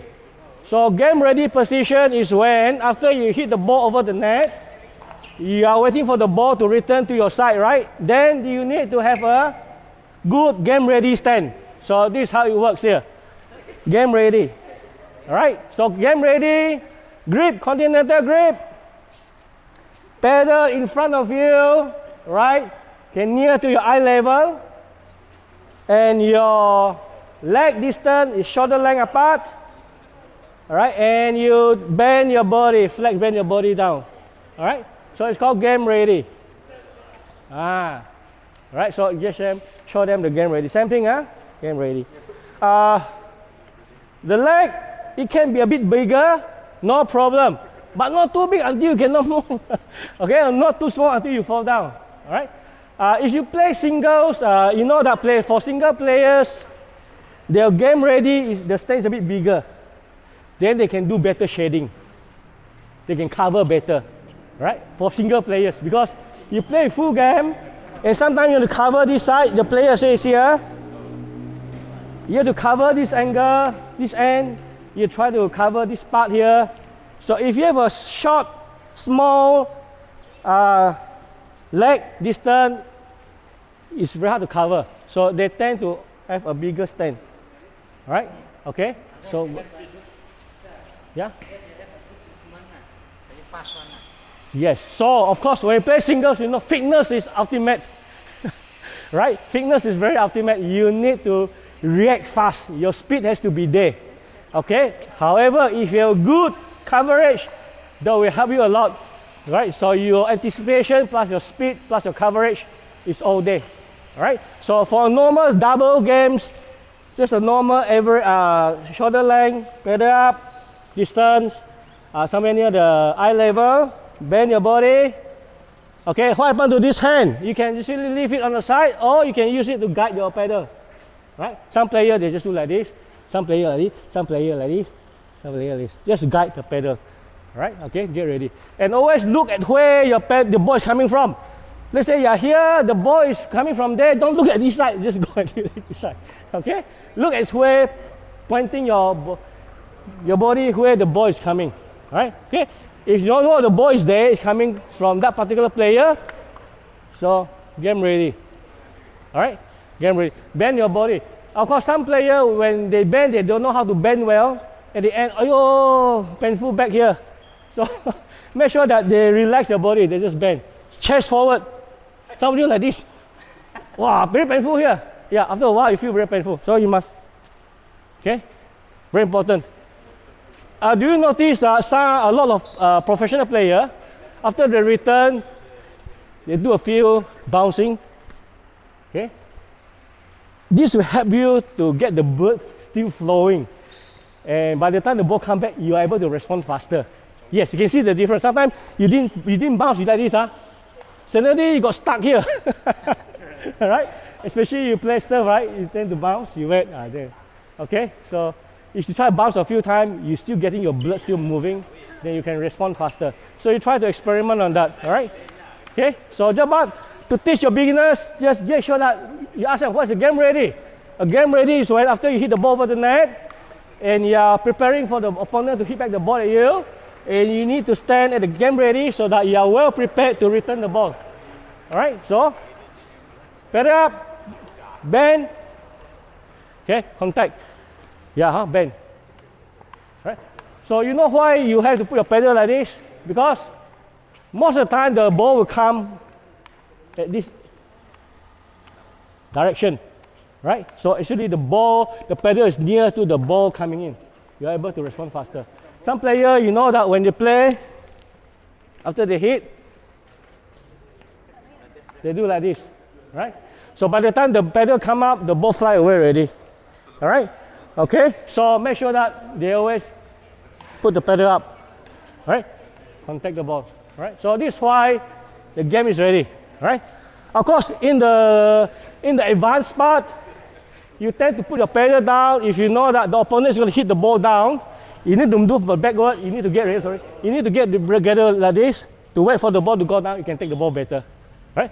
That one will be later training for your advanced students. Right? For beginners, just teach them like this. Right? Because when they play, most of the ball will come straight to them around their chest area. So, turn up, they are able to take the ball. All right? Okay? Any question about the game ready? Very important. So every time when you see your students, when they play, they always do like this. Pedal down. Then you quickly say, game ready. Where's your game ready? Show me your game ready. Position. So they know, like this. Yeah. And of course, explain to them why it has to be like this. All right? Okay. Another reason why you need to actually bend down and try to level your eye with the ball so that your response is faster. Right? So most of the ball is coming around this height. And around this height. All right? So around this height. So if your eye level is a bit higher, all right, you can notice that your response will be a bit slower. Right? So sometimes you notice that when you play with a player with fast ball, you tend to miss the ball. Right? Okay, so in another way to make your return more effective, to return, try to lower the eye level and match the height of the ball, incoming ball, then you are able to respond faster. You're able to respond faster, right? So you play, you notice, you try to stand like this, and if the ball coming like this, you try to return. Sometimes, very fast one, you might miss it. However, to avoid that, to minimize that, you try to level your eye so that you can see that the ball coming at certain speed. But in a way, when you stand, it's like a slow motion coming to you. You're able to respond faster. Yes, right? So that is one of the tactics where how you position, you align the eye level with the direction of the ball, right? So you're able to do that. Okay, so you work on that one also. All right. So sometimes when you play, these are the things that you have considered. All right. Any questions? No, huh? Okay. So that is the most important thing. Okay. Now show me your game ready. Okay. Game ready position. Right. Okay. Good. So check your partner grip. Is it continental grip? Grip. Okay. Check your leg. All right. Is it good? Yeah. Okay. Good. Yeah. Huh? That's good. Okay. So this game ready. Ask them to do like this first. Okay. Let some of you, when you do game ready, you can do like this because you are ready to. You know the advance ready. You're actually able to hit this faster. But to teach beginner, perpendicular, right? So that they can actually hit both sides. All right. Okay. But of course, when you play, you tend to do like this because you know that the opponent is going to hit a fast ball and you can reflect faster. All right. Okay. Clear? So that is a game ready. Some players, they do ask me, should I hit or should I play with two hands or one hand? What is your opinion? Yeah, yeah. It depends on your preference. Yeah, on your comfortability. Yeah. Because what happens is that pickleball paddle is not as heavy as tennis, right? You don't need to use two hands to guide, right? One hand is good. Like badminton, do they use two hands to play badminton or ping pong? Only most tennis players, they actually use their January and play with two hands, right? But if you actually test it out, one hand is much faster. But some tennis players, they like two hands because they already practice with it, the muscle control, the muscle memory is there, and they feel that with two hands, sometimes backhand, they have better control. Okay, they do a better top spin, right? Do a better top spin. So it all depends on your preference. But when you teach beginner, you use one hand. Don't use two hands. So susah to teach them. Which hand to control, which hand to generate power. How do you actually address it? When you use two hands, which one is to control, which hand is to generate power? Very different. All right? Okay, very different. All right? Okay, so just use one hand, all right, to teach the beginner. And when you swing your paddle, which muscle are you going to use? Is it your arm or your shoulder? Shoulder muscle. Shoulder muscle. So when you play, when you hit the ball, the power comes from the shoulder. Your arm is to align the paddle with the ball directions. Right? The ball is here, align, contact. Ball is here, align, contact. So most of the time, you use your shoulder. Use your shoulder. All right? If you know that your student use arm muscle to hit the ball, is that they always flick the ball, and the ball will go left and go right. Right? So there's no control. No control. Right? Okay? But, of course, you can use the arm muscle at the end. After you contact, you rotate your arm, which is called propagations or supination, to generate more power. That was an advanced technique. But most of the time, you just use your arm muscle. Even like all kinds of stroke, like dinking especially, you use your arm muscle. Overhead, arm muscle also. At the end of the day, you feel that you don't have pain. Yeah, some beginners, they play after a while, hey coach, I have pain in my arm. Then it's come to realize that they use a lot of arm muscle, which is not right. So they use a shoulder muscle. And shoulder muscle, which is a big muscle, you just use a little bit, you can feel the force already. Right? No need to generate so hard. You just do a little bit, you can see the power is there already. Right? Because of the leveraging system, the level system, we call the grade 2 level system. You use that, you just go it up. Okay? So make sure, teach them the grip, game ready, right? Okay, a little bit of body bending, Okay, and turn. So that is what you need to do. Any questions about this thing? No, huh? Okay.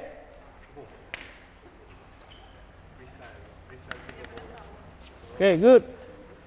So now we have activity number 2. After activity number 2, we have let's say 2 to 5 minutes break.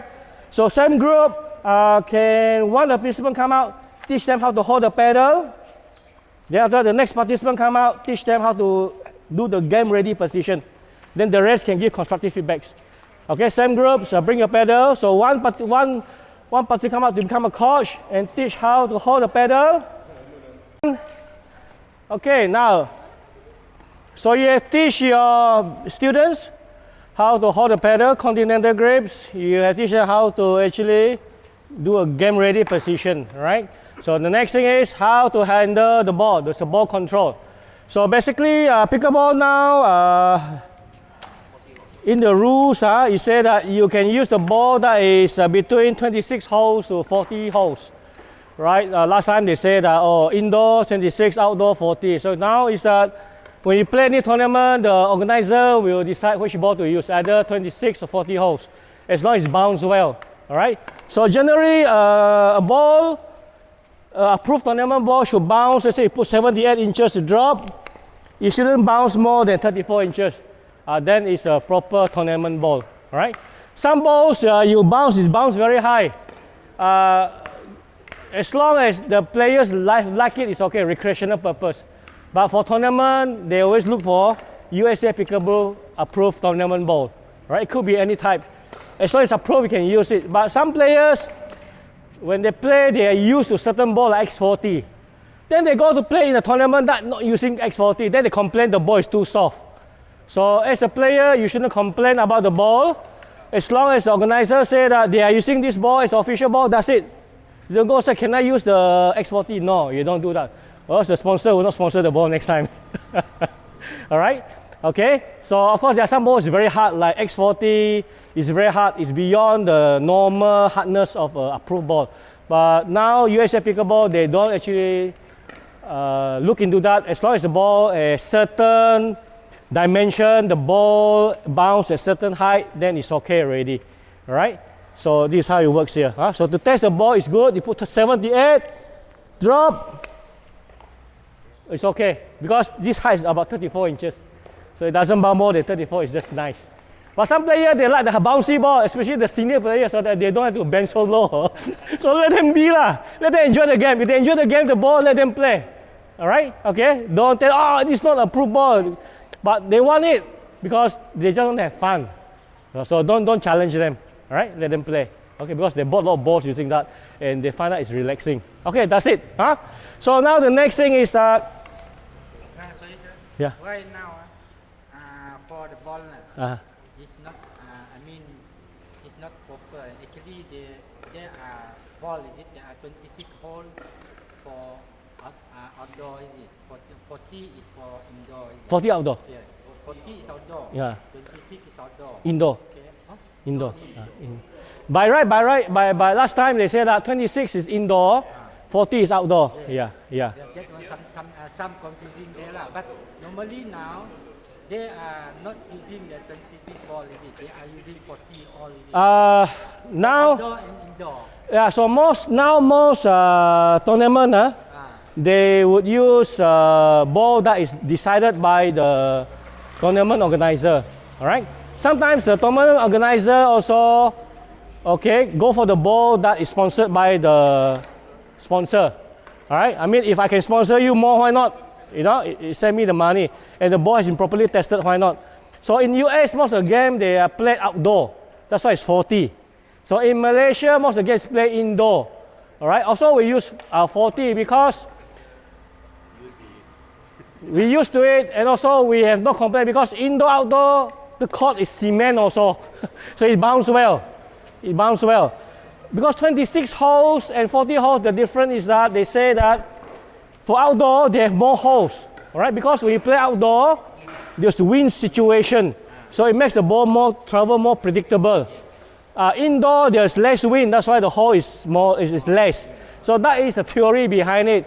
But when you buy any ball that is 26 or 40, as long as it meet the USA Pickleball certification, the tournament organizer can decide whether I should use this ball, that ball. So that means any ball the organizer will Yes, provide. yes, yes, We have yes, to use that. yes, yes, yes, yeah.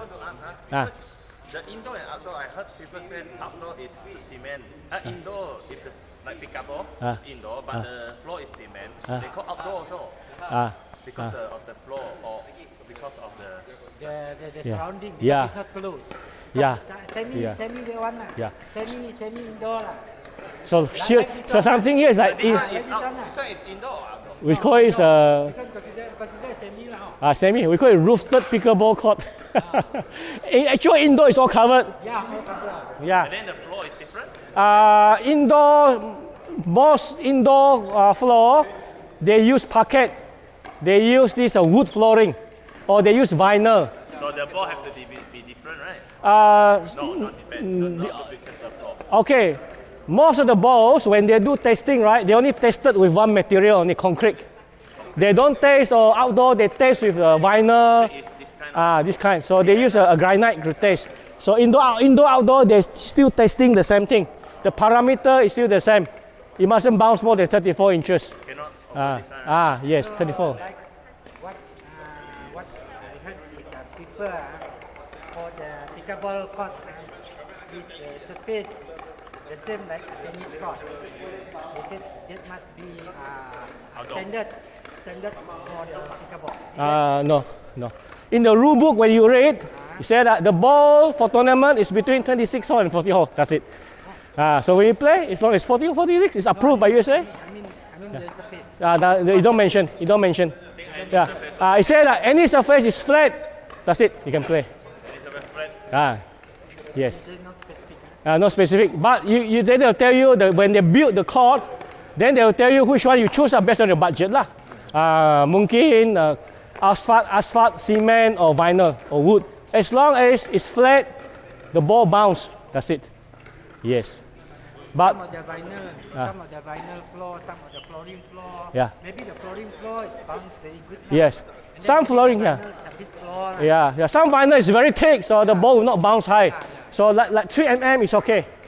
You can test, it's still okay. So any ball that is bounce well, you can use. And the tournament organizer has confirmed that this is the ball to be used for tournament, then that's it. Because whatever is decided by the tournament organizer is finalized. So you cannot overrule. Yes, you cannot overrule. Even MPA cannot overrule also. Right? Because the organizer has the ultimate right to decide on the tournament. Right?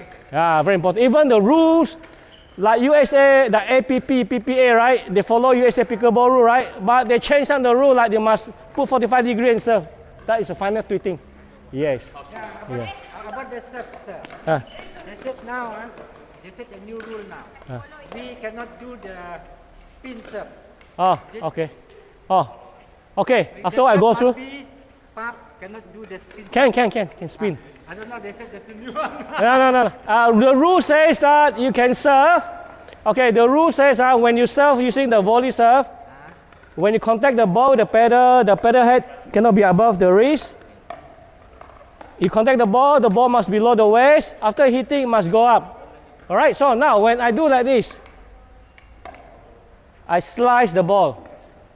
So when I slice the ball, do you see that my pedal head is still below the wrist? Pass. I slice the ball below my waist, right? Pass. Then I still continue up. So rule is stated. I don't break the rule. I slice the ball, it's still valid. But you don't do like this.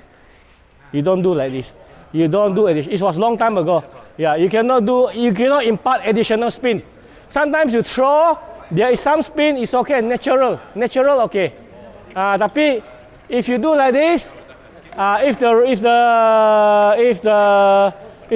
player say that you are doing spinning, then you are caught. All right? Or if the referee say you are spinning, you are caught. It's a fault. Yeah. Okay. Next thing is now you teach them how to control the ball. So very important. This is the part where you have problem with your player if you do not teach them properly. Because once you get the ball, they keep on hitting the ball left and right. And you don't know how to control your groups. All right? So first thing was, Okay, all of you get the ball. You got the ball ready? Yeah, huh? Okay. Get the ball, yeah.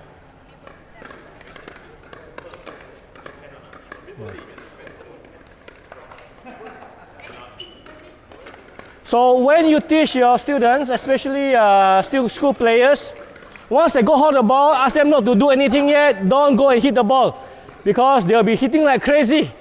All right, and you know how to control them. So first thing is teach them. Make sure number one, they hold the pedal correctly. Continental grip. Ask them to hold the continental grip. Then use the non-pedal hand to hold the ball. So use the fingertips to hold the ball like this. Ask them to hold like this. Huh? Some players, they like to put the ball on the palm. All right, okay? So they hold like this. So the release is not there. Sometimes they release how some of the finger got stuck there, like all people, trigger finger. So just hold like this, using the palm, yeah, like this. Tips, using the tips, put down. All right, and you just drop. Okay, just drop. So this is how you teach them how to hold the ball, right? But now this is the most important part because you get to teach them the technique of controlling the ball with the pedal. Then later on they know how to put the ball over the net. That's the important part. Because if without that, they will hit the ball left and right, and most of the time goes to the net, and it's very discouraging. So now it's called a pedal control progression. It's called pedal control progression, means that it's a step towards getting your students to put the ball over the net, right?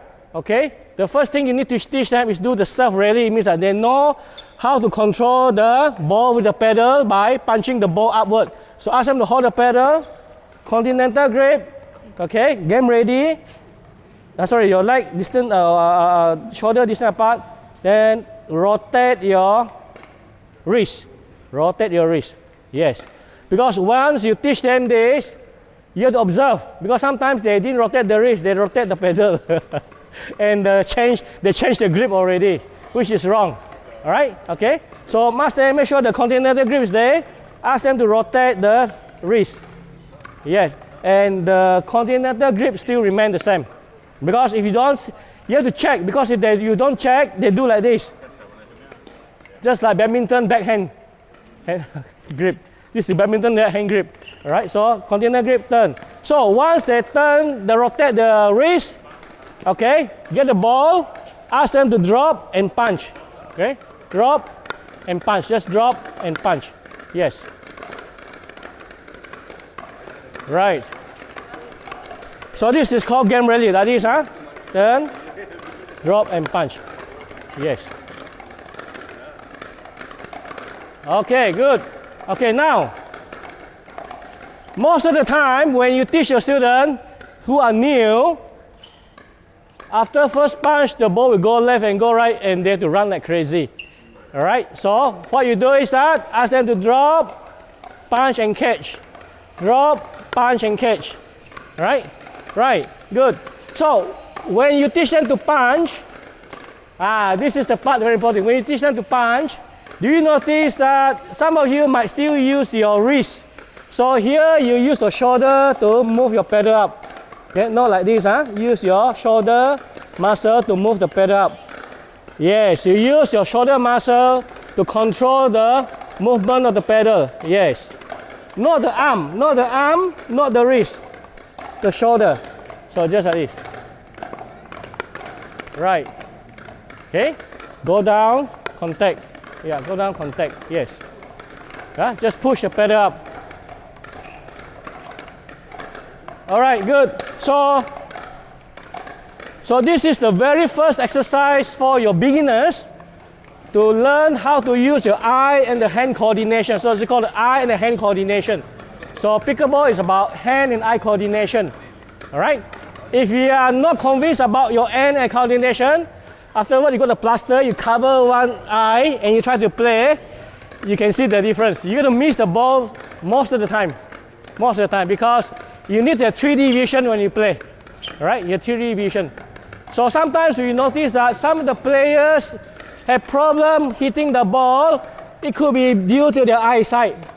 All right, you have to check, make sure. All right, especially senior citizen, kalau they come and play, maybe they got cataract vision, cataract. So they didn't tell you. Maybe some of them already partially blind, so they might miss the pedal ball most of the time. Okay, so you have to work on that. All right.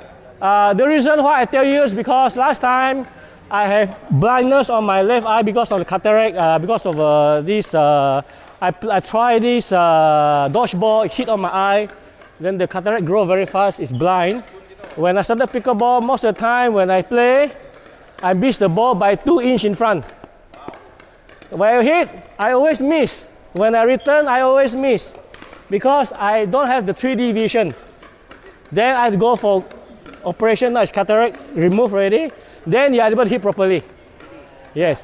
So if you're not sure, you try to cover the plus one eye. You try to play. Most of the time you miss. Yeah. There are, I see one rule. They are when after playing. Let's say they are playing. They are of course they are hard already playing. And then suddenly the ball there. Then they want to collect the ball.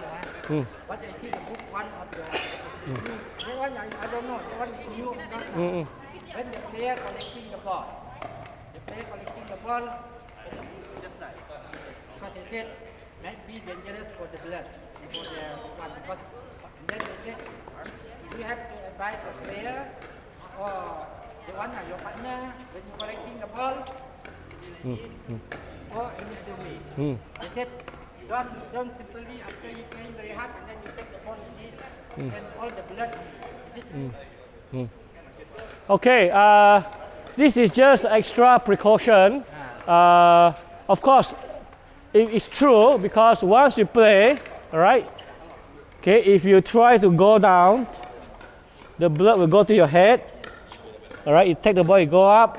All right, so to some people with some medical condition, all right, it might actually affect the circulation. It might cause your head, the blood, circulation problems, and it cause some blackouts.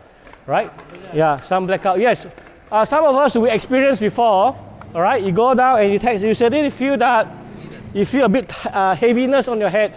All right. Okay. So, of course, when you talk about this kind of advisory at the moment, it's all very personal. But then, yeah, there are some guides saying that you try to take the ball, just go down and take. Don't try to use your head, go down like this and take. Especially when you play some aggressive games, right? You go down and take. Some people that might have some medical condition. It might cause blackouts and might lead to fatal injuries. Yeah. All right. So it all depends on the fitness of the players. All right. Fitness of the players. Yeah. Correct. Yeah. Yeah. The player. Yeah. Yeah. Correct. Yeah. Yeah. Especially you know that you are not fit. All those things. You know what to do lah. All right. Very important. Okay, try not to take the ball by doing like this. You know that your weight go down. Very personal. Yeah, the one is. Personal. I read the one is in the pickleball. In the pickleball, the one is. Yeah. Okay. They advise just. Yeah, there's some advice. Yeah. Okay, so the next one is that. So first, you teach them how to punch. Make sure they punch in the middle and catch. Punch and catch. So let's say the first time you know that they are okay already, right? Then punch 2 times. Drop 1, 2, catch. 1, 2, catch. Then increase to 1, 2, 3, catch. Right? Yeah. So this is the technique that you need to teach to your beginners. If you know that they already have problem. Yeah, learning left and right. Right? Okay. Now if they are good, if they are okay already, now you say that, okay, let's do 10 times. 10 times. 1, 2, 3, 4, 5, 6, 7, 8, 9, 10. Catch. Yeah. So give him a target. Give them a target. Right? Give them a target. And make sure that they don't do this. They don't do this. Don't use your wrist. Use your shoulder. Make sure that they use the shoulder to punch the ball. And also make sure that you always hit the center. At the center. Yeah. Good. All right. Any questions about this? Now these are called eye and the hand control coordination. Because you play any kind of sports, that racket sport is all about eye and the hand control. So this is why you get you started. Rather than you ask them to hit, they will go hit left and right. All right. And this is not the end yet. So you do this. Okay. This is called forehand punch. Now, the next one is teach them how to punch a ball by controlling the height of the ball near to the eye level, like this. So when you punch, the ball is only up to the eye level. No high, no low, eye level. So now you teach them, try to hit the ball, now punch the ball. Okay, eye level, okay? Yeah. Good. Okay, make sure when you do the teaching the punch, your shoulder cannot touch your abdomen, your body. Okay, slightly in front. Slightly in front, yes. Make sure the shoulder don't touch your body. Slightly in front. Yeah.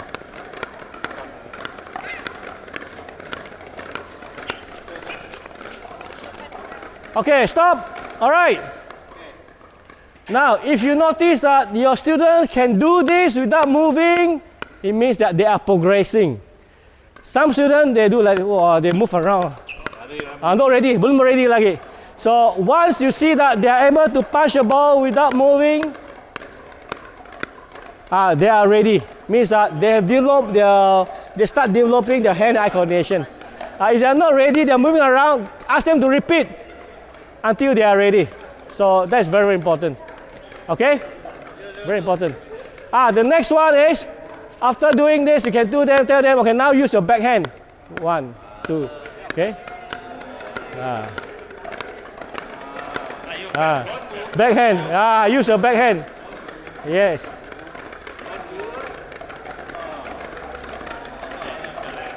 Yeah. Yeah. So just try a few backhand. Yeah, that's good. Yeah. Good ball.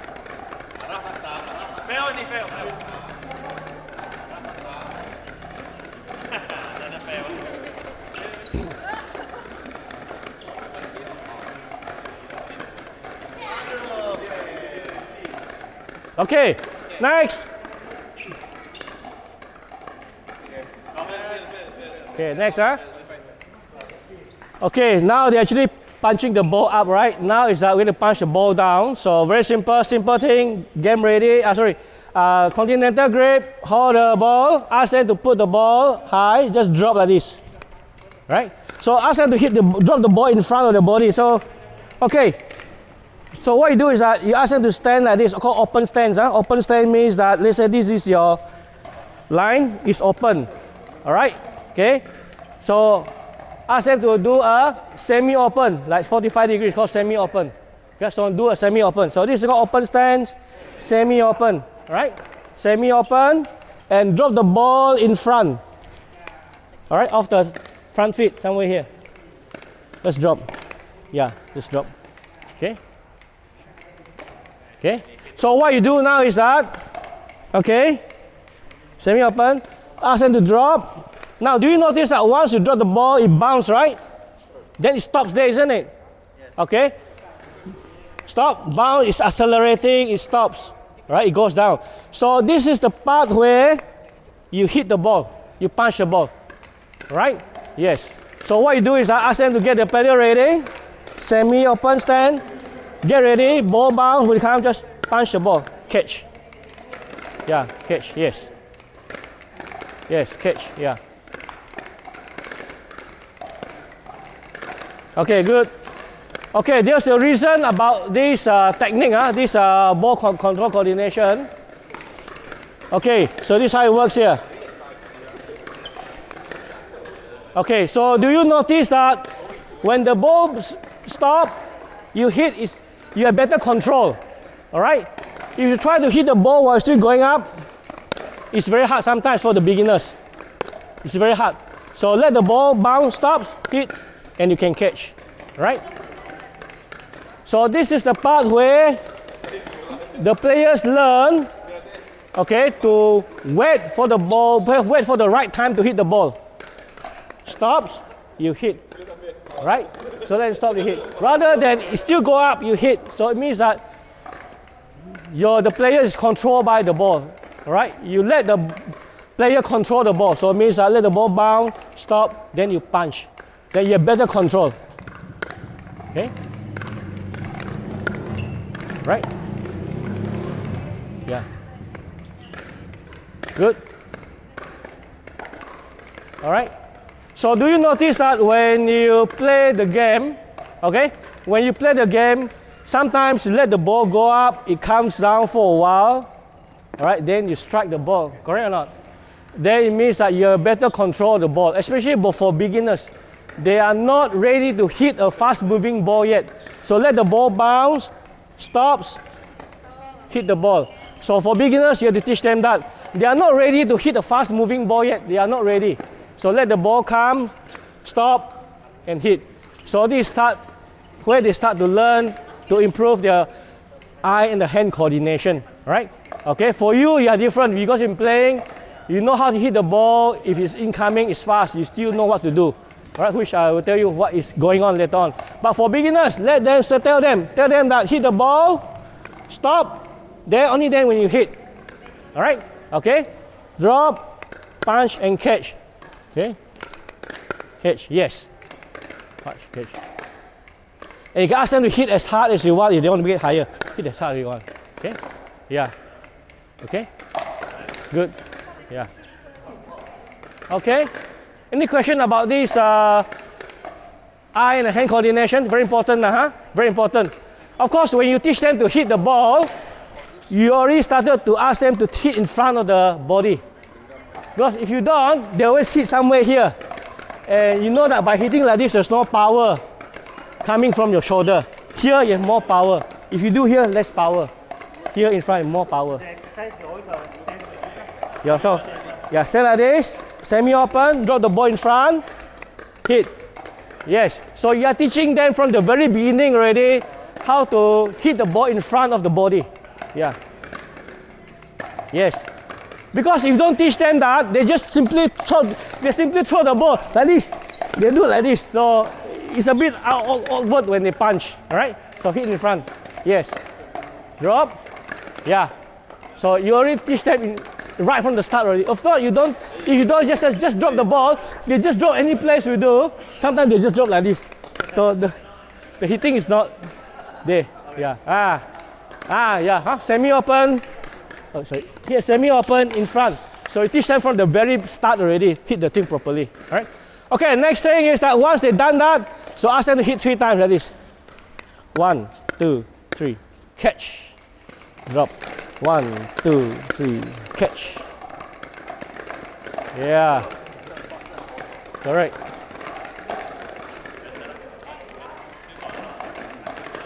Okay. So always check on their shoulder. Make sure they don't use the wrist, right?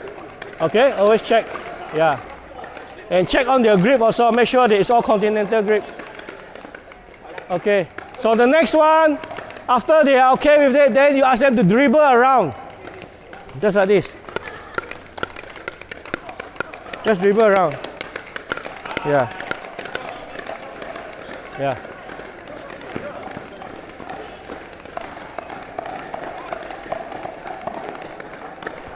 Okay, you come here.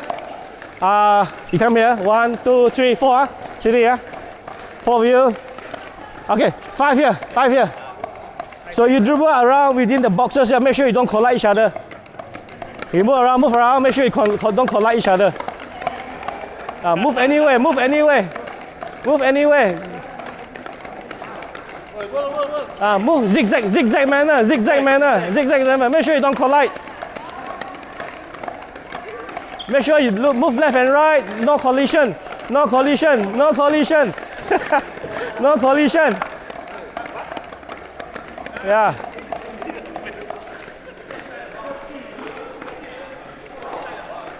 Okay. 4, 5 of you here. Inside this box, you move around. Make sure you don't collide each other by bouncing the ball. Zigzag condition. Okay, like this.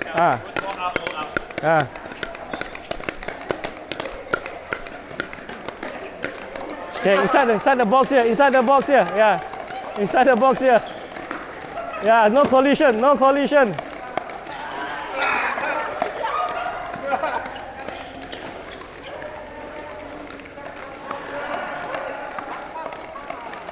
Okay, come. All right, last one. Yeah, come. Right.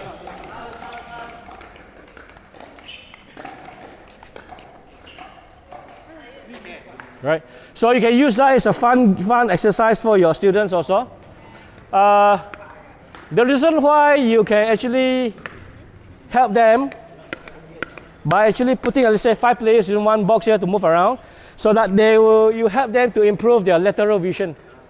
Lateral vision. Because when you play, sometimes when you want to hit the ball, right, you use the lateral vision to scan the area. Where is the open space? Where is the partner? Where is the opponent? Weak side? So you help them to build the lateral vision. Very, very important in pickleball, right? Lateral vision. Before you hit, you already know where to hit, then you know where to apply your best strokes to return the ball. All right, so that's called lateral vision. So, so this is all the hand-eye coordination. It's all going up, going down. So the next thing is, because how many of you have teach beginners before? How many of you have teach beginners? Ada kah? Anyone? Do you see any challenges or not when you teach beginners when they play the ball over the net? Yeah, they hit very high, right? They hit the net, right? Okay. So that is why this hand-eye coordination is very important, right? So it takes some time to build their muscle memory. Now the last one is to put everything together, whereby we're going to teach them how to put the ball over the net. Ball over the net. So do you know that when you hit the ball over the net, you need to ensure that your pedal is contacting somewhere near the bottom run, right? Okay, because if you hit too near to the side, like this, most of the time it goes to the net. So that's why your students don't know what to do. You just hit expecting the thing to go over. Then they hit like this, expecting to go over, but you always left and right, you'll be running around. So the most important thing is that you must know how the pedal works. All right, when you hit like this, it's called neutral. Neutral. So most of the time hit like this is neutral, the ball will always go straight and come down. All right. If you hit like this, it's what? It's close.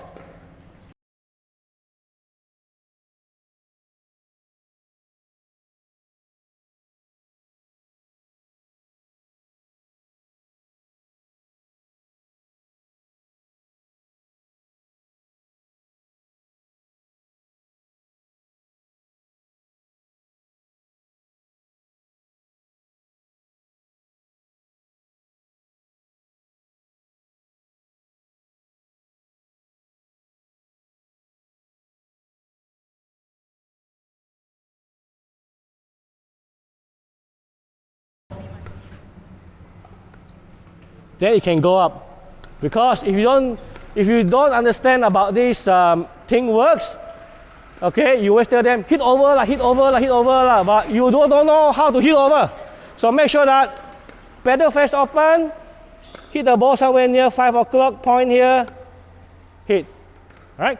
And if you don't teach them how to use the proper muscle, they use the arm muscle, always like this, go there, go up. So use the shoulder muscle, arm, align the pedal with the ball. Yes, all right. So this is the technique that you need to teach them. Now, what you do is that you get them to drop the ball. It stops, then bend the body, punch the ball at the bottom, go up, and let them catch like this. Drop, bend, catch. Pedal ready, drop, bend, catch. So when you drop the ball, then the ball stops, then you punch the ball up. All right? Yeah, punch the ball up, yes. So this is how you need to teach your beginners this particular technique, yeah. So they learn how to hit the ball at the bottom, and they learn how to bend the body to punch the ball up and use the shoulder muscle. So now you try yourself, let the ball drop, stop, bound, punch. So use your shoulder muscle to punch the ball. Yeah, just punch it up. All right, just punch it up. Yeah, make it higher. Yeah, like this. Okay, use the shoulder muscle. Yeah. Yeah. Okay, use the shoulder muscle. Punch it up. Okay. So you ask it here a bit higher than the head. Yeah. Yeah, okay. So make sure you practice first, because I noticed that some of you, when you hit, you do like this. Sometimes the ball will do like this. Okay, use the shoulder muscle. Yeah. a bit higher. Yeah, make it more higher, more higher. Punch a bit higher. Yeah, more higher, like this, huh? Okay. Stop. Yeah, make it higher. Yeah, make it higher. Yes. Yeah. Good. Play the ball over the net. All right, the net. So the next part is after you see that they are able to do it in the proper way, you are satisfied with their the techniques. All right, then you teach them how to play with a partner. All right, so it's very simple. So let's say you are here. Okay. Good. So you get a pedal on here. Yeah. All right. So what you do is that now you got a ball. All right. Okay. So let's say one of you here. Okay. So you just catch the ball. All right. Okay. So now what you do is that same thing which you learned just now. Game ready. One pedal in front. Then drop the ball up, drop down. Then you let the ball bounce. You stop. Then you punch the ball and direct the ball towards your partner. Yeah. Then you catch. Yes. Correct. Okay. So like this, huh? Correct. Like this. Good. Yeah. Good. Okay. Yeah. Good. Well done. Well done. Well done. Okay.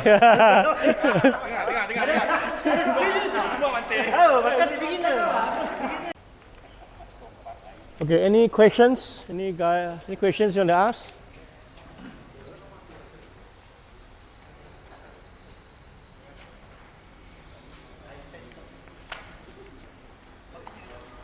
So far okay lah, huh? No question lah, huh? All right.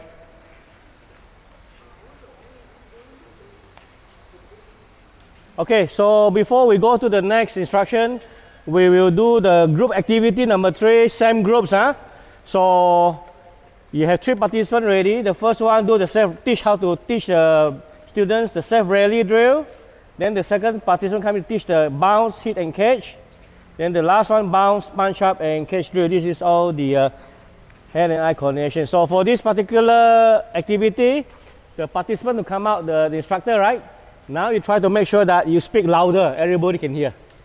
So work on your voice, make sure that you make it loud, everybody can hear, all right? And have confidence when you teach, all right? Even sometimes you are not sure, so that you know what it's all about, all right? Okay, so we will spend 10 minutes on this drill, all right? So go back to your same group. Work on group activity number 3, right? So ensure that the instructor is able to use the voice, all right, to control the instructions. All right? Yes, then group number. Okay, so group activity number 3. Yeah, group activity number 3. So here you have the opportunity to teach the students how to do a hand and eye coordination drill.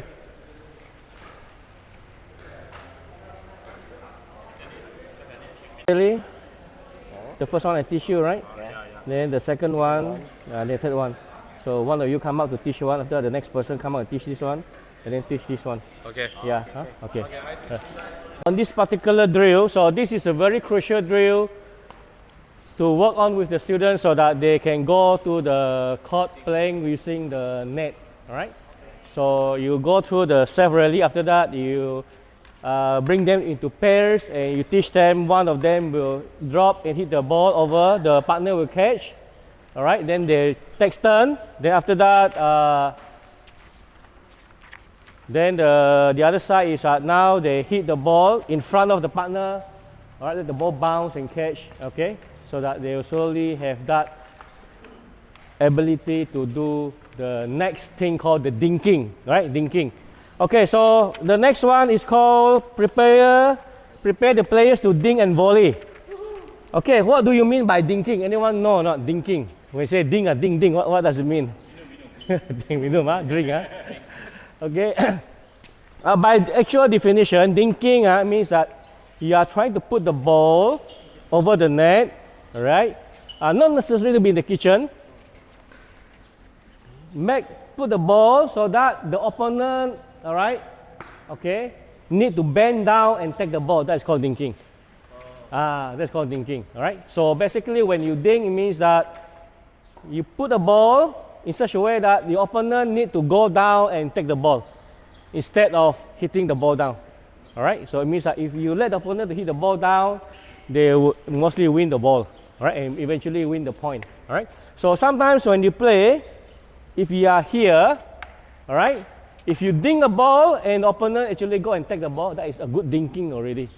Right, means that you allow her, you force him to go and take the ball. All right, and two things can happen. He take the ball, two things can happen. All right, number one, the ball will hit on the net.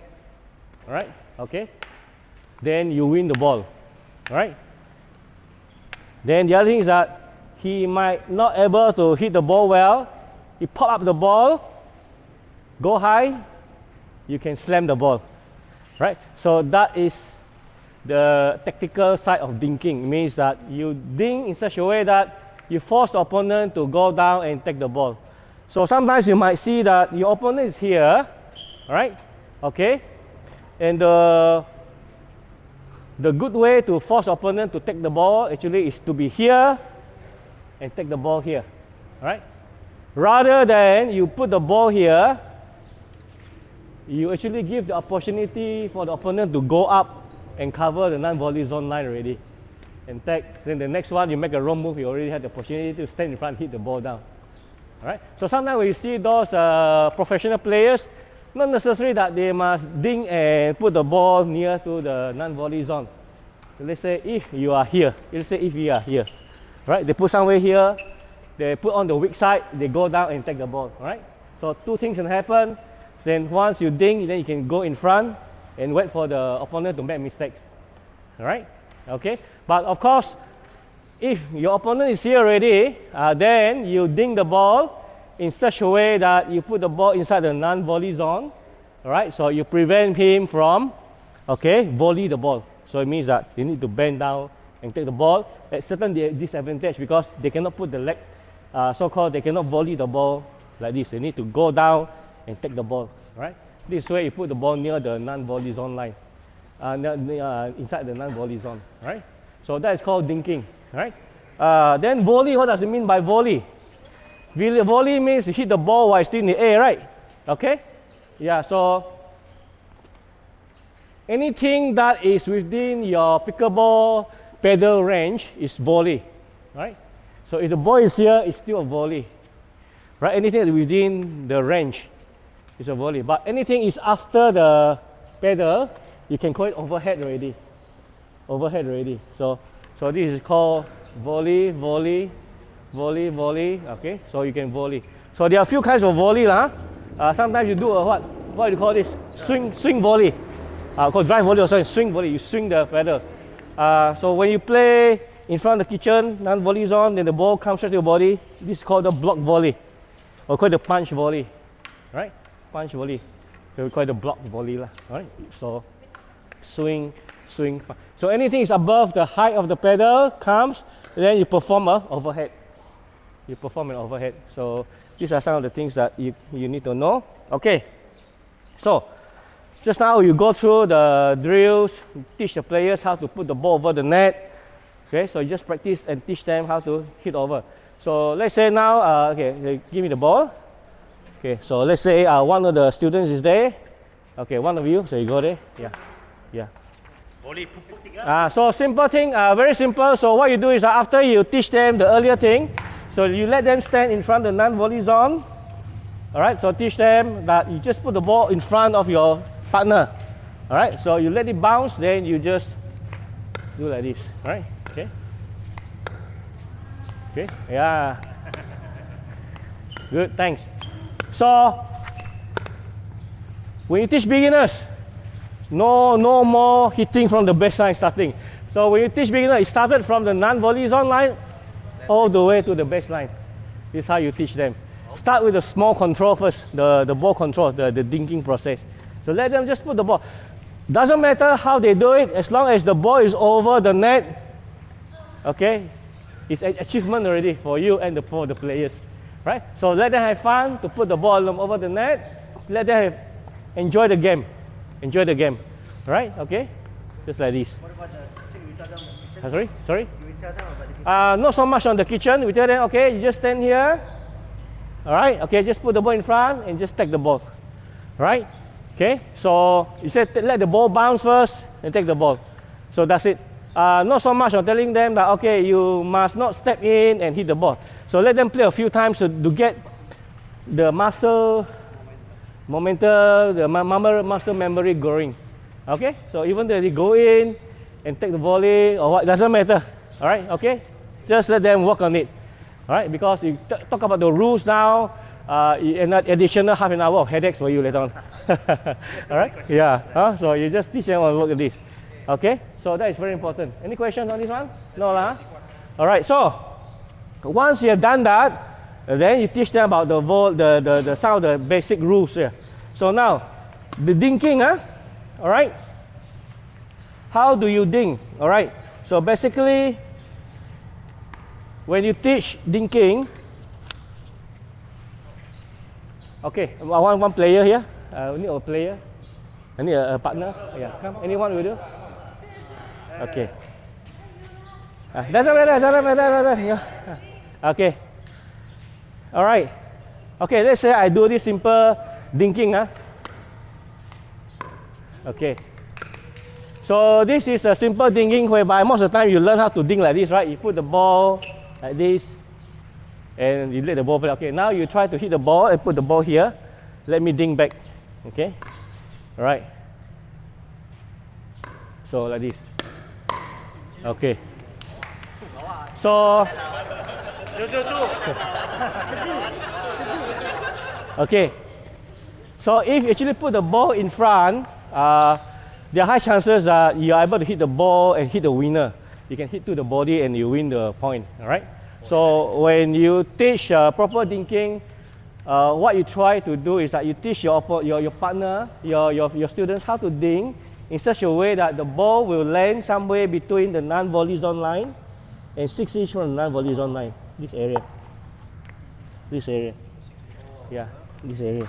Because if you do that, the ball will come down like this. Okay. And it's also very hard for you to return the ball, correct or not? Because you have to reach it. And if you hit like this, I think most time the ball will pop up, then the opponent will hit the ball. All right? Okay, so you put the ball somewhere near here, you create more difficulty for your opponent to return the ball. All right? Okay, give you an example. Okay, ready? We play a dinking game. All right? Oh, sorry. Okay, one more time. So like this, okay?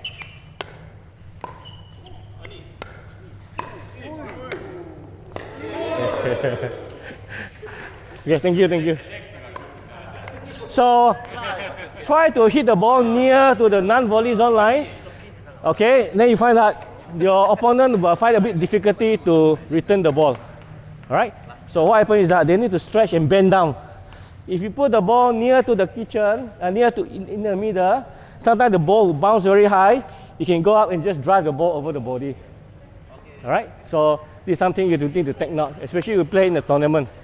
All right? So put the ball near here. But this one you don't teach straight away to the student, only the later part. Now it says, now try to put the ball here. Okay? So once after practice, okay, now we try to put the ball near the non-volley zone line, somewhere here. Okay? Give it a try.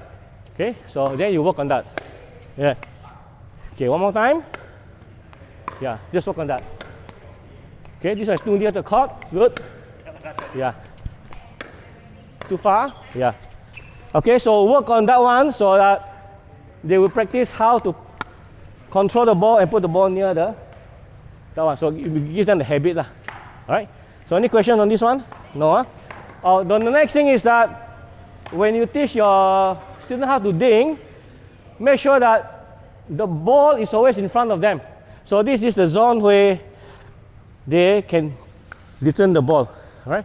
Do you notice that when you play sometimes, if the ball goes much to your side, you have a challenge of putting the ball accurately. Most of the time it goes up or it goes to the net. All right. So if you put the ball near, you shoot the ball near to your side, right? Okay, you might lose your accuracy. Right. So that's why hit the ball in front. Teach your player to hit the ball in front. All right. So let's say sometimes you ding, right? You tend to wait for the ball to bounce, right? Which is on the side already. So take the ball before it bounce. We call it the ding volley lah. Ding volley. Try to take the ball before it bounce. Alright? So teach them when they hit, focus by hitting the ball in front.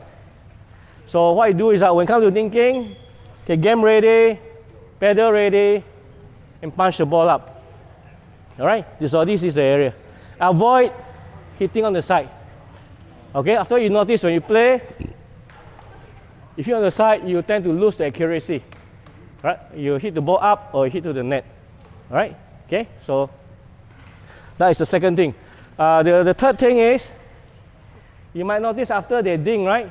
They tend to go back, never go up. So always ensure that when they ding, always stay up 2 inches. So sometimes they need to go back and take the long ball. So they need to go up and get ready. Right, come back, yes. The reason is because most of the time you are staying near the non-volley zone line. This is where the height, the apex of the ball will come in. And you are able to hit the ball down better. Alright? Okay, if the ball is here, let's say the ball here, you can already hit the ball down. Why are you standing here and you wait the ball to come down and you hit? Chances is that you hit like this, you might end up hitting on the net. Alright, so you might notice that sometimes when you play, you forgot to go up, you stand here. Then you hit the ball, it goes to the net. Then you realize that I should go up. Right? Because if I'm up, the ball is already here, I'm already here, I can just hit the ball down. Rather than I'm still standing here, the ball is up there where I should go up and hit, but I stay back and let the ball go down already. And when you do this, 2 things happen. You hit on the net, or you hit the ball up, your opponent is already in front and take the ball. Right? So that's why in pickleball normally that if you are able to cover the front line fast, high chances that you're going to win the ball, right? Or win the point. So that's why they always tell you this area is called the no man's land, or called the transition zone. However, there are some purpose if you need to go down the transition zone, all right? Okay, at certain point where you need to wait for the ball to go bounce and hit the ball up. All right, you know that you hit a bad ball and the opponent is going to smash at you, so you need to retreat back, let the ball bounce, then you get ready, then you release the ball. All right, so that is a scenario where you need to retreat back and wait for the ball bounce, your pedal, and you go down and take the ball up. All right, then you have to go up again and look at the situation. Yeah, but when you teach about dinking, these are the few rules. Make sure you hit in front. Try to put the ball near to the non-volley zone area. All right, if you put in front here, your opponent might stand like this and roll the ball over to your body. All right, and hit like this. All right, even though he haven't bounced yet, but you take the ball. Okay, it's a ding volley, ding volley. All right, and if you are back, go to the front. All right, always hit the ball in front. All right, always use your shoulder muscle. Okay, any questions on the dinking part? Any? Okay, let me cross-check whether I have gone through the thing. The other thing is sometimes you try to put the ball so near to the net until there's no margin for error. All right, so try to put a bit higher, 8 inches, somewhere here. All right, so somewhere here. So you have to return the ball, so it could be something like this. Yeah, just nice. Okay, so you still have some allowance. Don't put so near until that end up hitting the net. Okay, the height should be somewhere here. It will come down. All right. Okay, so very important. So work on that particular. So sometimes you teach the dinking process where your student always try to aim at the low part. Try to aim. Ask them try to aim here. This part here. Come down. Right. Use the shoulder muscle. All right. So soft swing motion. And we teach beginners. Okay, you put the ball. Some players do like this. So what happened? They do a lot of back swing. So for dinking, no back swing. When the ball come, drop, punch, drop, punch, drop, punch. Okay, drop, punch. Okay. All right. Wah, pandai ya. Wah, good student. Advanced student already, very good. Okay, yeah. So drop, punch. Okay, drop, punch. So sometimes you see your students, right? Every time oh, they do like this. Oh, they do. No. Just drop, punch, drop, punch. Huh? Because dinking only one, no need to have so much backswing. Then you see that the ball goes so far to the back. Right? So I teach them work on that one. Huh? Drop and punch. Sometimes you have no choice. Even though you tell them, they still don't know what to do. Okay, so let's say you are the student. You come here. Okay, so let's say you stand here. Okay, you do a punch. Let's say you do a backswing and hit. So he always do that, right? So you teach them like this. Okay, now game ready. When the ball come, okay, drop your pedal, punch. Ball punch, come down, drop, punch. So use them. You guide them. Guide them. Because you teach them not to do the backswing, you still continue because it's something is natural for them already, cannot control. All right, unconsciously also follow. So you just tell them a few times, guide the pedal and teach them a few times. Then okay, they say okay, good, go forward. Right? Okay, so this is one of the things that you must take note. Sometimes as a coach, you don't know that he's doing this. All right, but that is not the right way. Go down and take the ball. All right. Okay, take the ball. Okay, very important. Okay, good, applying back spin. Okay, of course, when you teach all these things, no need to teach them the back spin first, okay? No, do like this. No need. They have not learned the back spin yet. But just for your knowledge, if you play a game, of course, you apply some back spin so that you actually make the opponent more difficult to return the ball. All right, you create some sort of a forced error for them. All right, okay, all right, chop, okay, all right, roll. So you can work on that. So these are the things here, all right, okay. Hit the ball within the hitting zone, and also make sure that when they do dinking, try to make sure that they hit the ball at the center. All right, or else here we will not hit the ball nice, going to the net. Okay. Any questions on that one? No? Of course, additional things like footwork. Let's say the ball is near to the net, use one leg forward, okay? You can use a forward step, take the ball, come back. Or use a cross steps, take the ball, come back. All right, so sometimes let's say if you use your forward steps, you can take the ball, but it's very far. If it's near to the line, use a cross step will be longest. So you can still take the ball. Right? By doing a cross steps, your reach is further. Alright? Okay, if you do like this, I can do it here only. But I do a cross steps, you can see that I can reach until here. So you choose your best step forward. Alright? Okay? Or you can shuffle. Alright, shuffle. Alright, okay. Alright, okay. But we don't teach the student that one. Not yet. Just for your general knowledge, sometimes you see that some of the students are very fast. You can input a little bit. Naturally, right? Sorry? Some of them comes naturally. Naturally, yes. Because of some other sports, they're quite natural. All right? Okay? Yeah. Any questions on this one? Any questions? No, huh? Yeah.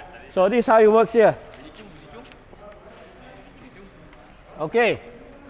So now you actually emphasize on this thing when they start to practice one-to-one, work on the dinking, make sure that after a simple ding, you teach them how to move left and right, hit them over here, and focus on if they're going down, ask them to go up, and ask them to hit the ball in front of their body, right? Okay, and no big backswing, pedal down, and take the ball. All right, so this is what you do. You need to work with them so that at the end of the day, when you see your player are very comfortable already, they can do about 5 to 6 dings. That is very good already, right? Okay, so work on that. Yeah. So this is very, very critical when you teach them the dinking, because once they know how to dink, the race is very natural already. All right? Because most of the time when you play tournament, you always play near the non-volley zone line. All right? Okay? So the next thing is that you're going to play. We're going to work with them with, by doing some special drill. Okay? So after that, you get 4 players to the court and start to dink. Right? So now we have 4 players. Okay, can I have 1 player here? 1 player here, and the other another 2 players there. Okay, go. Come. Yeah. So 2 players. Okay, good. So once they have done, go through all the drills about dinking, now say, now I'm going to play with 4 players with 1 balls only. 1 balls only. 1 balls only. So anybody can start. But so when you ding now, you ding. All right? Okay, 1 balls only. So now you ding, all right? Okay? Doing a figure of 8. It means that, let's say you put the ball down the line, just call down the line, then you cross court, down the line, cross court. So it's just like figure of 8. You can switch. And now you apply all the things that you have learned. Okay, now let's try. Sorry? Can. Yeah, as long as you do just a dinking, yeah. Good. Yeah. You can switch direction also if you want, huh? Yeah.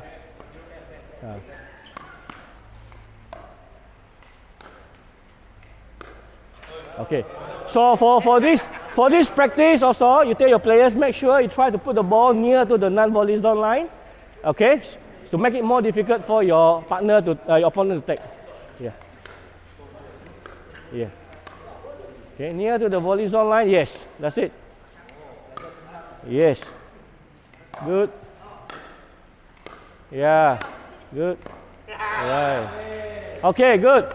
So let them try a few times. Then if they are consistent already, right? Now you move to the next steps. Okay, now we're going to play a game. All right? So play a game of 5 points. All right? Okay, 5 points. So we don't use the full court. We just play a dinking game. And you only win the point if the ball is landed inside the non-volley zone line, inside the non-volley zone, and the opponent cannot take the ball. Right? Or anything is outside the non-volley zone, it's considered out. All right? Okay, so I'll be the judge. Okay, so you start from the right. Okay, good. Ready? Okay, so 0-0. Huh? Okay, so now try to put the ball near to the non-volley zone. Yeah. Okay. Well, these are all advanced students. Huh? Ah, okay. Okay, second server. Second server. Okay. Yeah.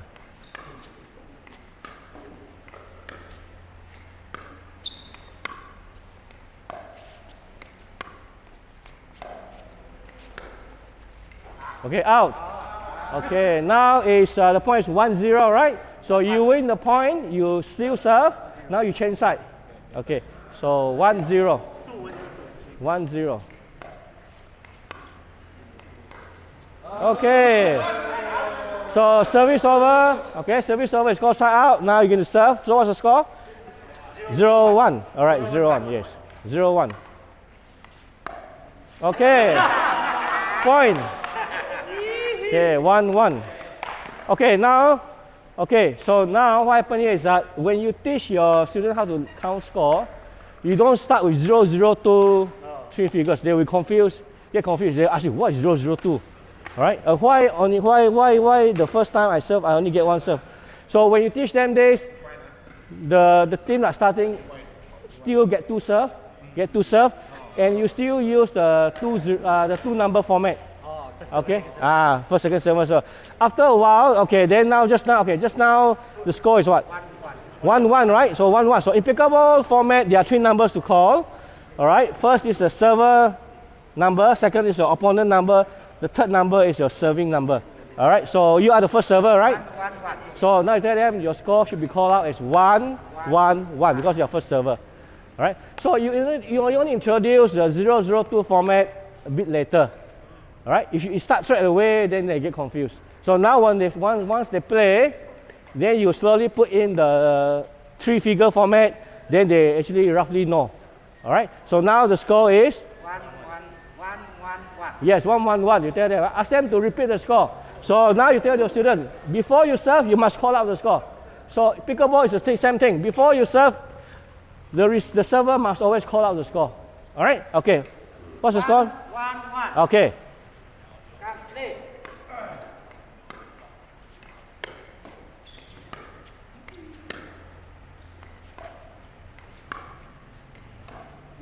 Okay. What's the score now? 2-1.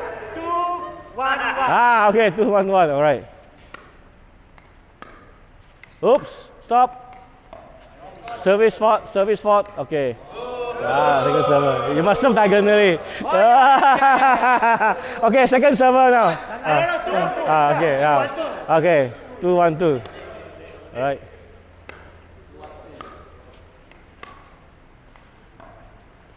Oh.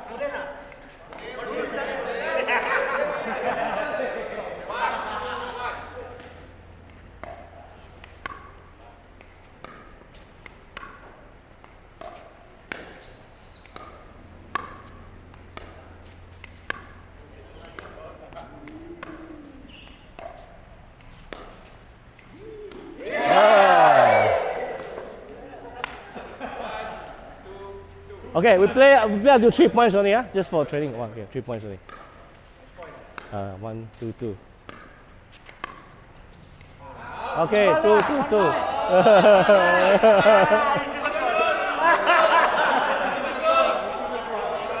Okay. Okay, 2. What's the score? What's the score? Before you play, before you serve, you must call out the score. Okay, 2, 2, 2.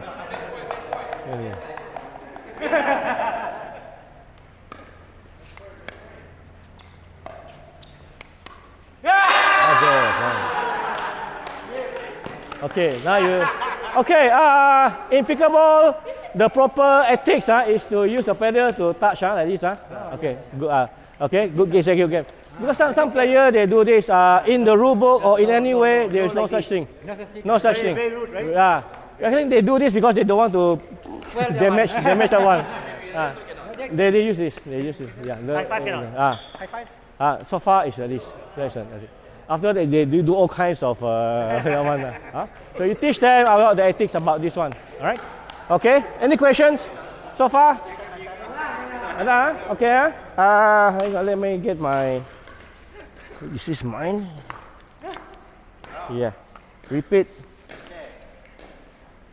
Linking and scoring. Okay. So now send back to the group. So now one participant to teach the students the dinking technique. All right, and make sure that the coach, the instructor, know how to observe to make sure that they do not use a lot of backswing. All right, okay, able to lift the ball and try to put the ball near, teach them to hit the ball near the non-volley zone line. Okay, and make sure that they don't go back and wait there.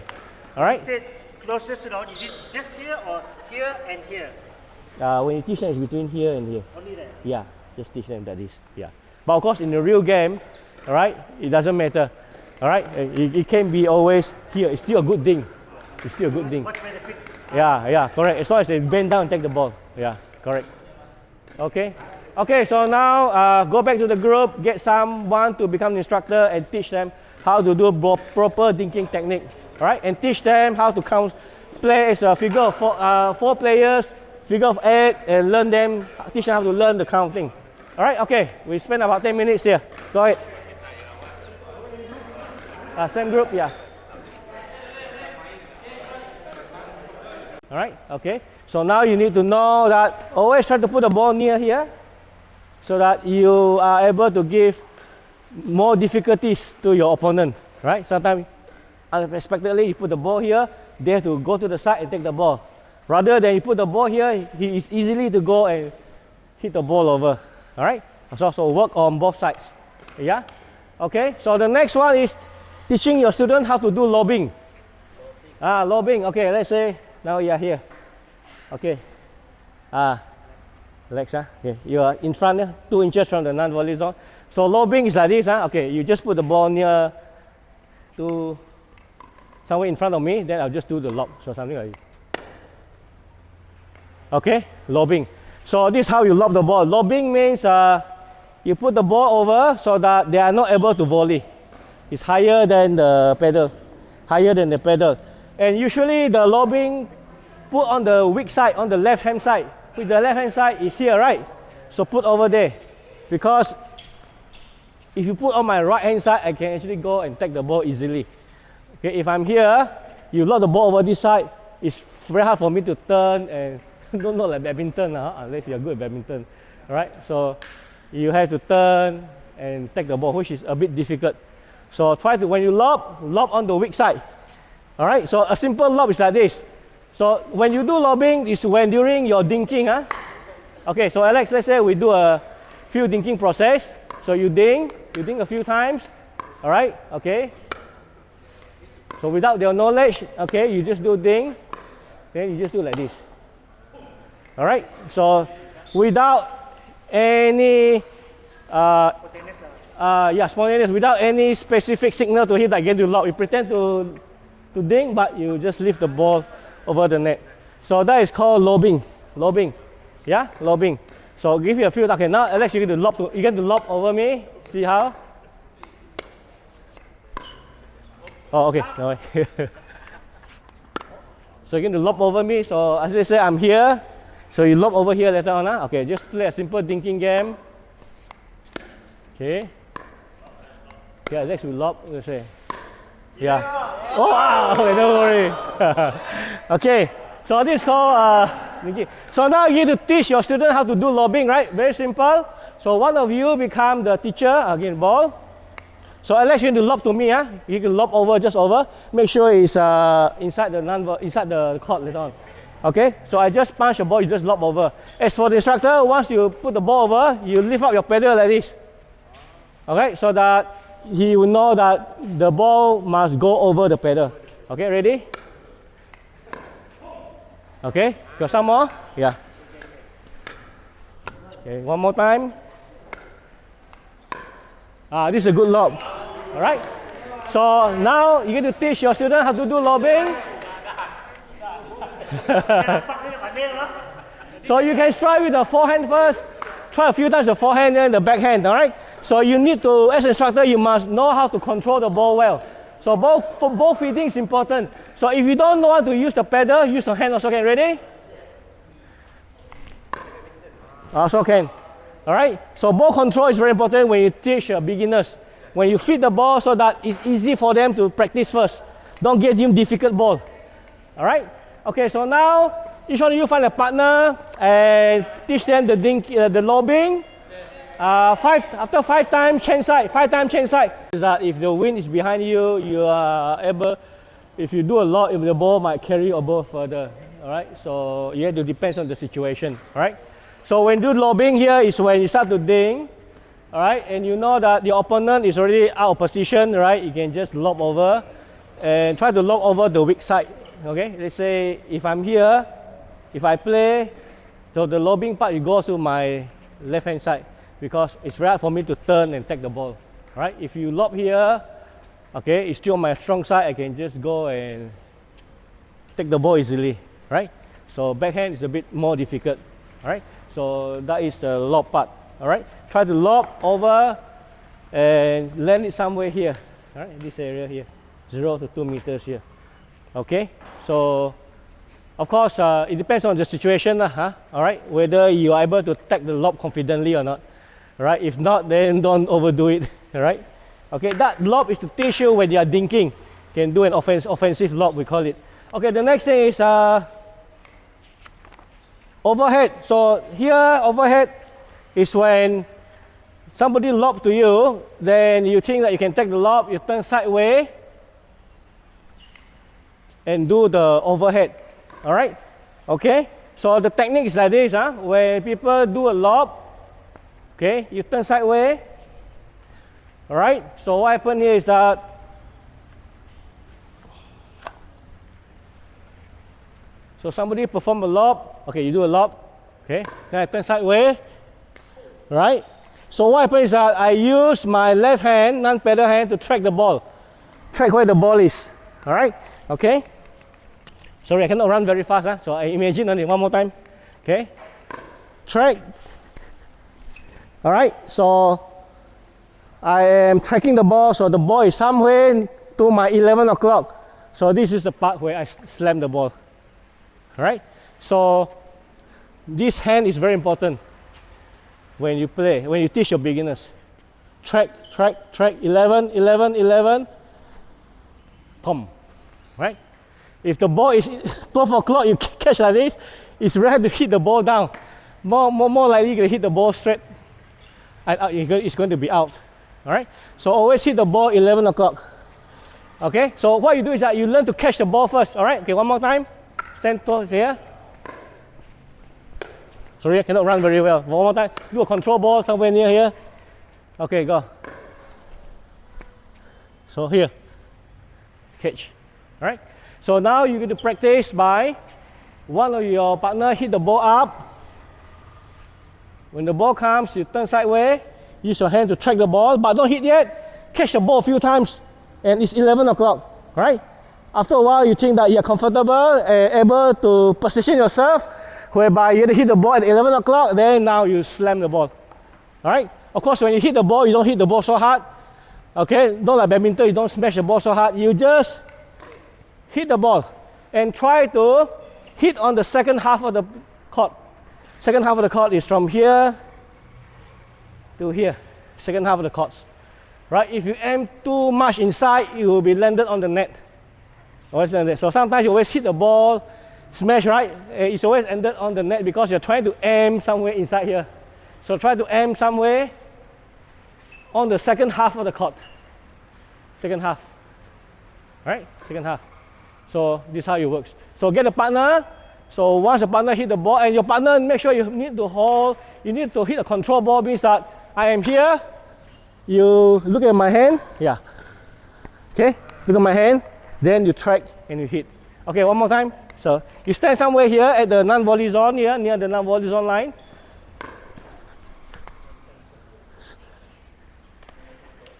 All right. So once you are able to catch the ball at 11 o'clock a few times, you are ready. Now you no need to catch, you just hit the ball back. All right. Okay. So now find a partner, work on that. Everyone try. Let's say. Okay, so you have gone through the lob and the overheads, all right? So this is something that you can teach the new students. And after they have done all this practice, you can go through the next one, how to serve. You teach them how to serve. So this to serve is when you already teach them how to use the full court already, all right? Okay, so how to teach them the serve? I think you guys know how to teach them the serve, right? Very easy, right? You know the rules in the first place, the serve. So the serve, the volley serve, that is the traditional serve. The other one is called the drop serve. Correct or not? So usually now, since you have the drop serve, you can teach your beginners starting the drop serve first. It's easy. Bounce, is it? Yes, bounce. So the drop serve is easy, whereby everybody can do it very quickly. But sometimes you might find out one or two players find out the drop serve is more difficult than the volley serve, right? They like the volley serve, all right? So you have to assess your player. So drop serve is very simple, once you teach them the drop serve, basically ask them to do a semi-open stand, all right? Like this, Like this, semi-open. Don't ask them to teach using the open stand, all right? I know some pro player they would use open stand to whack the ball, all right? But for beginners, use the semi-open, means that parallel facing the court, then the non-pedal leg go up, all right? The pedal behind, so like this. Earlier on just now, you teach them how to drop the ball, right? So make sure that they drop the ball in front of the front leg, right? So if they drop like this, means that they are not able to hit the ball well because there's no striking distance. They are short striking distance, and it's very awkward when you hit. Right? Okay? So when you hit, it's somewhere in front. And it's between your waist and your knee. Right? So that's the most optimum way to strike. So ask them to drop in front like this. Drop. Of course, you teach them that when you drop, make sure that you don't propel your hand down like this. It's a fault. Or you cannot toss up. Just drop like this momentarily. Alright? Okay, ask them to drop a few times. Then, once the ball stops, then ask them to swing the pedal. All right, okay, just contact the ball with the pedal in the middle, contact, then follow through to have more power. Okay, back swing, contact, follow through, same thing. All right, so now when you teach, drop, back swing ready, contact, follow through. Always ask them to look at the ball when they hit, right? Some player before, I think straight away before hitting, they always look up already. Right? So they end up the ball hitting on the edge or out of position. So always hit, after hitting still let the pedal, going up. Alright? So that is a way to teach. So basically ask them to hit diagonally, face where the receiver is, alright? Drop in front, just swing. So it doesn't matter how they hit the ball as long as over the net, okay, that's it, right? And of course try to let them hit over the service box, not inside the non-volley zone. Alright, so if they hit a bit no power, try to find out where is the error. Maybe they have a short backswing, that's why no power. Or after they hit, they stop here, no power also. Alright? Or they hit at the edge, no power also. So the sweet spot is somewhere here. Alright? So, get ready at the pedal, stop, contact, follow through. Alright? So, this is how you teach them how to serve. Alright? So get one of your students or your assistant to catch the ball. Alright? So after that, then you have two players practicing. So now I'm going to serve to you, then you serve to me back. Right? Okay, after a while. So drop, get the pedal ready. Okay. Oh, you catch the ball and serve back. Yeah. Yeah, no worry. So now we have two players, two students playing. Sorry. Can. Doesn't matter. So when you do a drop serve, right? Both legs must be inside. Outside. Only the leg. The leg, yeah. In fact, the rule says one of the leg must be on the baseline. You can do like this if you want to, but it cannot be inside. All right? Okay. Once you drop the ball, it could be anywhere. It could be outside the baseline or inside the baseline. It doesn't matter. After you contact, you can go in straight away. All right? Yeah. Okay. Yeah. Drop. Okay. Catch. Yeah. So this is how you start to teach your new student how to do a proper serve. So with all the proper teaching, they should be able to come to this part and do it properly already. But of course, you might have some challenges. All right. Okay. For some players. All right. So maybe they don't have enough power to hit. What if you have a very junior student? Half court. So you don't ask them to stand here, no power. So ask them to here and just learn to practice to serve. All right, the junior students, right? Okay. So you let them practice 10 times, like this drop. Okay. Good. One more. Yeah. And of course, you as a player, you have the tendency to teach them how to drive. So don't teach them to drive serve first. Don't hit a straight ball, hit a volleyball up and come down. You just them to get the ball over the net. Okay, don't teach them like this. Okay, like this, huh?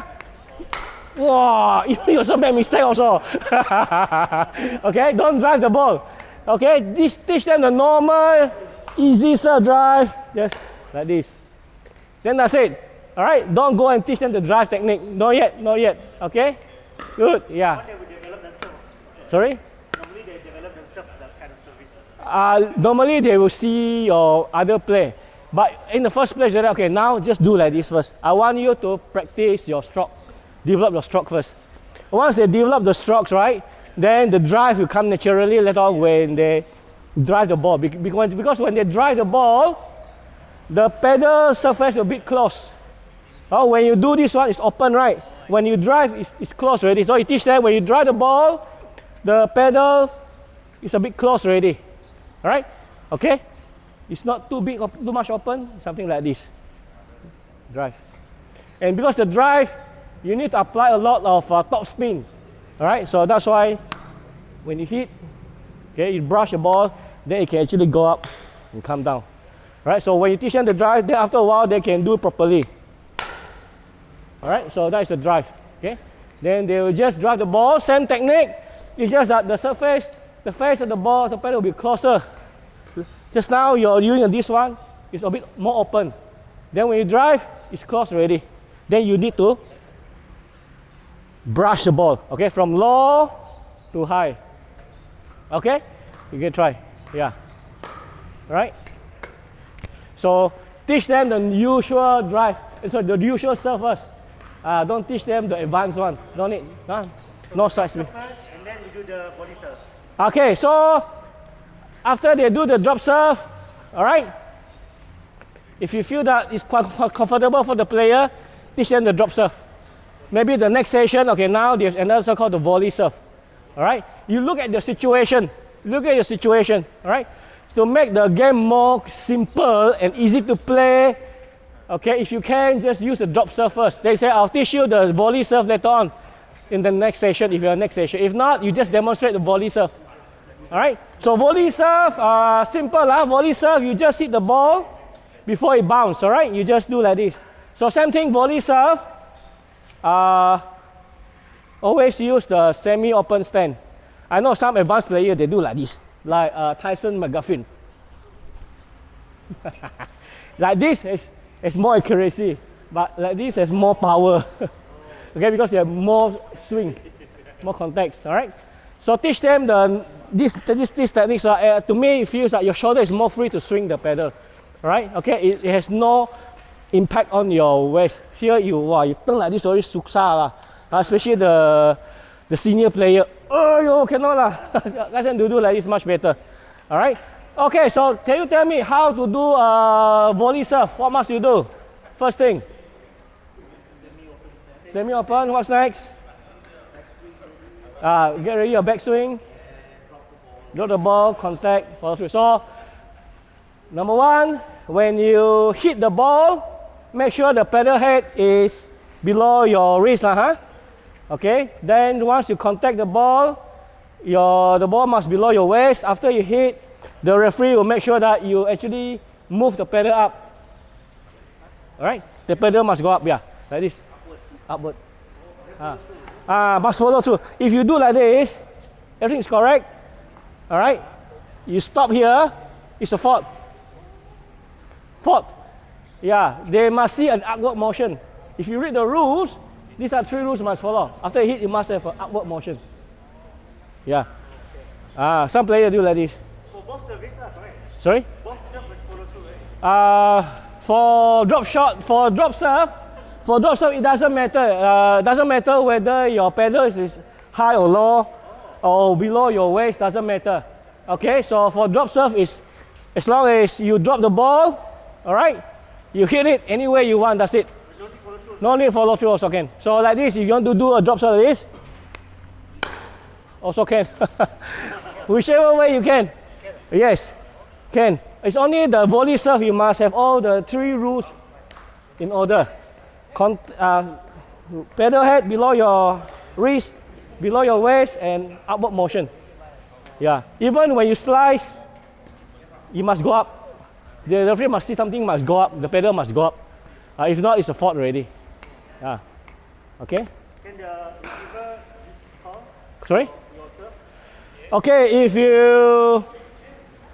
The receiver can only call the serve if they did not see the serve visibly. Alright, when you play the game, right? Let's say if I serve like this, it's the receiver is I cannot see your serve. You must serve again. So when you serve, the receiver must see your serve. Must see your serve, but they cannot call whether it's a fault or what. No. If you play a recreational game or non-official game, all right, so it's up to the player. But sometimes you know that this player keep on making mistake, right? Then you call the organizer that it looks like this player make a lot of mistake. Then let the organizer deal with it. Yeah. Huh? What? Huh? Boleh. Drop serve, you can bounce a few times. Like this. Can also, okay? Sorry? 3 times the ball cannot bounce already. It's more than once also can. Double, triple pun boleh. As long as you master within 10 seconds. Huh? 10 seconds. 10 seconds after? Let's say when the referee call the ball, right? 0-0-2. Alright? 10 seconds from there, you must serve already. If I bounce, then I don't hit, and then suddenly wet like this. Can I? Can. Within 10 seconds. Within 10 seconds. Yeah, can. Yeah. The rule say the ball can bounce as many times as you want. Yeah. As many times as you want. Okay. So that's why the receiver must know the rules. Sometimes the receiver simply just call. The only receiver will call on your side. Only for the line, the receiver can call. Only line they call. Cannot. The only call is that I cannot see yourself. That's it. Then they replay. Yeah. What about the no follow through? No. There. Yeah. But if you know that particular player made a lot of mistake, right? Then the receiver can report to the organizer. Yeah. Then they will check. Yeah. So sometimes it happens in tournament. Some players they don't know the rules. They make a lot of mistakes. Yeah. Any questions on the serve? No. So this is how you teach. So basically, teach a player how to serve. All right. Takes turn to serve. All right. Okay. Yeah. Can. Because they see you serve already, right? You can do this hit. Right? Okay? You can do backhand also, or also when you slice also can. So you can do like this, Okay? Backhand slice. Alright? Okay, slice. It's up to you. Drop serve. Alright? Yeah. Okay.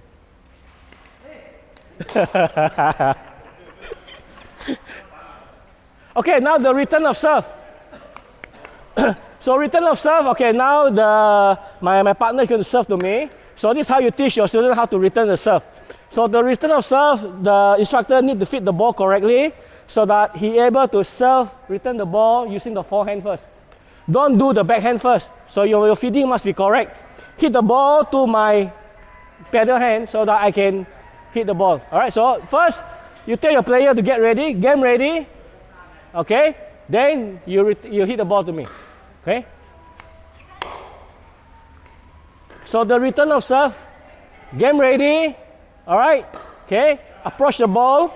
Okay. Approach the ball. Back pedal, and contact. Follow through. Same thing. All right. So game ready. Approach the ball and follow through. All right. Okay. Forehand. Okay. One more time. Yeah. A bit nearer here. Yeah. Somewhere here.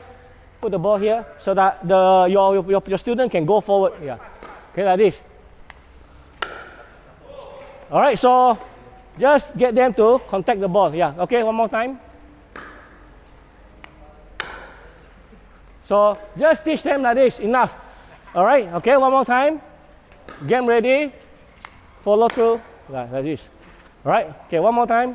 Just now, when I hit the ball, you might expect that sometimes the ball is very near to my body. I have to do like this, which is not a good way. So what I can do is I get the player stand a bit behind. Okay, all right. Good, then contact, follow through. All right, okay, so one more time, last time. Okay, get the player ready, put the ball here. Okay, good, contact. Yeah. So just put the ball over, just get them to practice how to approach the ball, all right? So approach, backswing, contact, yeah. So this is how you teach them how to return the ball. All right, okay, good, thank you. Yeah, people. So I'm gonna feed the ball to you. Ready? Forehand, Okay, one more time. Okay. Yeah. Okay, stand a bit further. Yeah, behind. Okay, one more time. Yeah. Okay, so you work on that. So your feeding has to be quite good, All right. So now you get a partner to try on your return of serve. 5 times, then return or serve 5 times. So work on that. All right. Called playing a full court. So now you play a full court. All right. So very simple. If you know that 4 players are ready, let's try the full court. All right. And when you start to play the full court, it's very simple. you don't explain much about the rule first. Don't tell them about the rules first, all right? So you just say, now I'm going to play full cards. So what you would do now is teach them how to stand, all right? So I need 2 players here, over there. You need 2 players. Volunteer. Okay, 1 player, another player here. Okay. I need 2 players here. Yeah.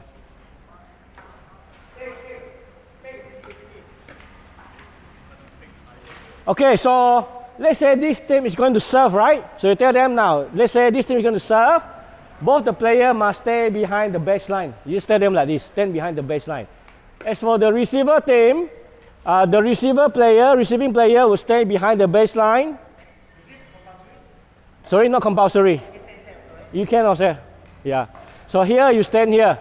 So in the rule, it doesn't say that it's compulsory for you to stand there or your partner to stand here. It's not compulsory, all right? Now the reason why they stand like this, you know why? Why they need to stand like that? Well, it's because of the 2 bounce rule. Yes. Okay, do you remember when you serve, right? Serve to you, you must wait for the ball to bounce 1 time, right? Okay. Now, if this player is standing here and somehow the ball bounced over here, you still can tag, right? Isn't it? However, if you stand here, you serve the ball over to you, directly to your body. All right? Okay, you cannot return, right? You cannot volley, right? Because you have to force the ball to bounce. So by the time you let go of the ball to bounce, and you have to run back, it's too late already. So that is why the tactical part is that you need to stand behind the baseline. All right? Okay, that is why if the ball served to you is deep, you're still able to return the ball. All right? So that is the reason. So you must know how to explain this just in case the father or the mother will ask you. Why? Yeah, but to tell the student now, not in the moment, just teach them how to stand properly first. They say when you serve, both players must stay behind. Okay? Then you stand here. Then you stand here. This is how it works. Now, why does this player need to stand here? Why? Not necessarily must he stand here. Why he must stand here? Any reason? Because of 2 bounce rule also. Remember, the server going to hit the ball, bounce 1 time. All right? He returned the ball, isn't it? You still have to wait for the ball to bounce, right? Correct? Now, what happened that if the ball bounced and you hit the ball to this side? Don't need to bounce anymore. So if the ball just nicely comes to him, he can hit the ball down. This is the best position to hit the ball down. All right? That's why you stand here. You can hit the ball down. You can always stand here. But the ball comes at the same height, somewhere here, but you are standing here, the ball will reach to you and it's already coming down. So for you to hit the ball is more difficult because it might end up hitting to the net. All right? Rather than here, you can always slam the ball down already. If you are here, the ball comes down, you try to slam, most likely you end up hitting the net. So that is why this is how you stand. Right? It's not in the rule, but that is the tactical part. All right? So let's say now you stand here, okay. So then you teach them how to serve the ball. Okay, now you're going to serve. So once you serve, you must wait for the ball to bounce. After the ball bounce, you can hit back anyway. Then for you, you need to wait for when the ball comes back to you, you wait the ball for the bounce again, hit back, right? Then no need to wait for the ball to bounce anymore. All right, so that's called the 2 bounce rule.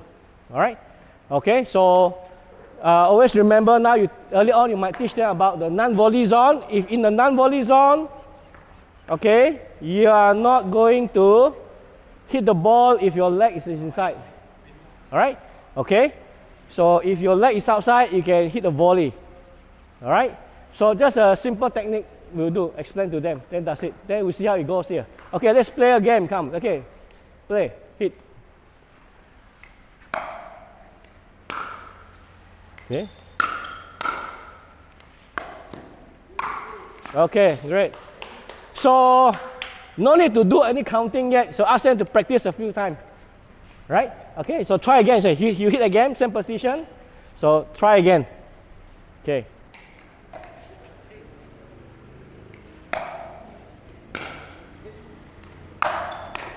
Okay. All right, good. So now you change. Now you say that okay. Now you serve. You to serve. Okay. So both player at the back. So now you stand here. Okay, stand there. Okay. Now play. Okay. Remember. Okay. 1 bounce, 2 bounce. Okay. You can volley. Right. So you can always tell them. You can always say out the word 1 bounce or 2 bounce. Huh? Okay. Ready? Play. 1 bounce. Okay, good. Again? Yeah. This is out. This is out. Yeah. Yeah. The non-volley zone line is considered as part of non-volley zone. So once they serve, they touch is fault. Okay, go. Okay, 1 bounce, 2 bounce. Yeah. Ooh.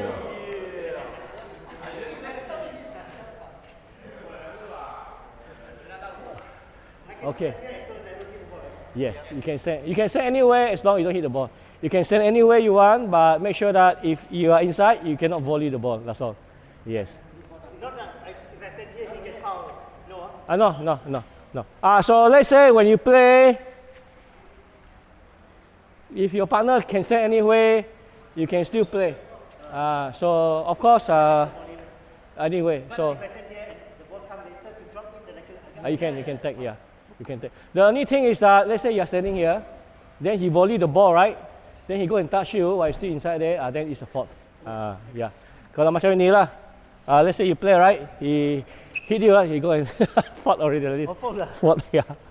Fault because you're touching something inside. Akan Yeah. hujung dengan ball.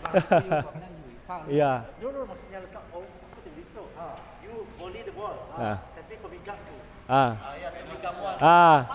Yeah, foul already. Yeah. Huh?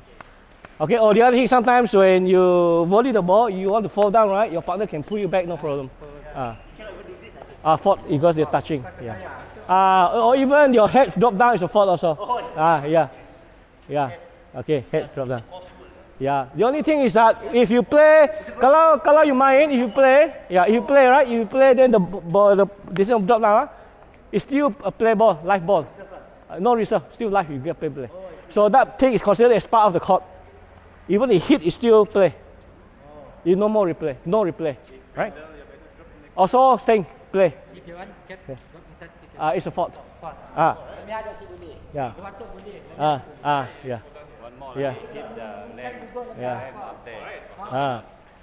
Okay. Yeah. If you hit anything here, it's a fault already lah. No, if you do a lob, it touches the ceiling or the or the light. Anything is on is permanent object, it's a fault already. So he's asking. No, if I do this, my cap. It's a fault. It's a fault. Yeah. You already did, man. What is it? Only ding is okay. You can take up. Yeah. If I do this, It's a fault. Yeah. King is okay. Yeah, you can take up. Yeah. Huh? Okay. So when you teach the new player how to play full court, don't do any counting yet. Just ask them to practice how to serve, return, play, and work on the 2 bounce rule. Then afterward, you see that you are okay. Then now play with points. With points, yeah. With points, yeah. Huh? Okay, good. 2 bounce rule. I think you guys know already. Okay, right. Okay, we do the last one. Okay, everybody come nearer. I know you guys are tired. We finish half an hour time. Then that's it. Okay, come.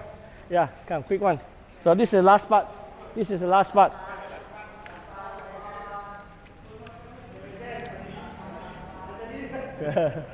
Okay, come nearer. Yeah.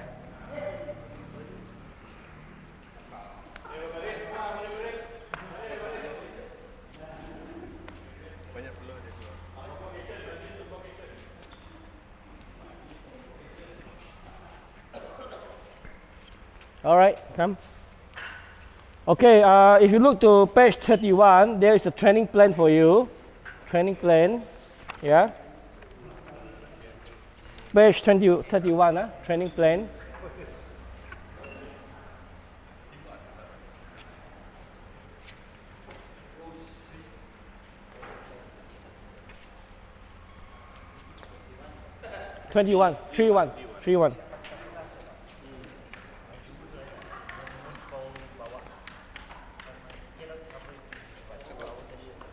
Okay, page 31. Go ahead, don't worry. Okay, come. Normally for this training, you cannot teach everything in one day because the student will get really tired, all right? So you might have to break down into 3 days, all right? Or we call it lesson 1, lesson 2, lesson 3, all right? So maybe lesson 1, you teach them the hand-eye coordination, the dinking, the volley part, all right? Okay, of course, before that, talk about history, all these things. Lesson 2, you do the serve return overhead, okay, lob, playing full court. Then the third one is called dinking drill, pre-game warm-ups and routine. So this is the basic one that you can work with the students, all right? Or sometimes you can customize your schedule, all right? Okay, depends on the thing that you have. And you look to page 32, huh? So roughly day 1, 2 hours. I have break down the timing so that you know roughly how much time you spend. And this one you can change according to your requirement. No need to follow exactly, but you need to follow the essential ones, all right? Okay. Give a lot of water breaks in between, because hot weather, after a while, let's say 15 minutes to half an hour, 1 or 2 minutes water break for them to drink and replenish themselves. Very important, okay? Don't torture them. Day 2, then day 3. So this is something you can work out for your training session. The first time you do it, you could a lot of kelangkabut because the first time you are doing it. After a few times, then you are confident with all you have a better flow already.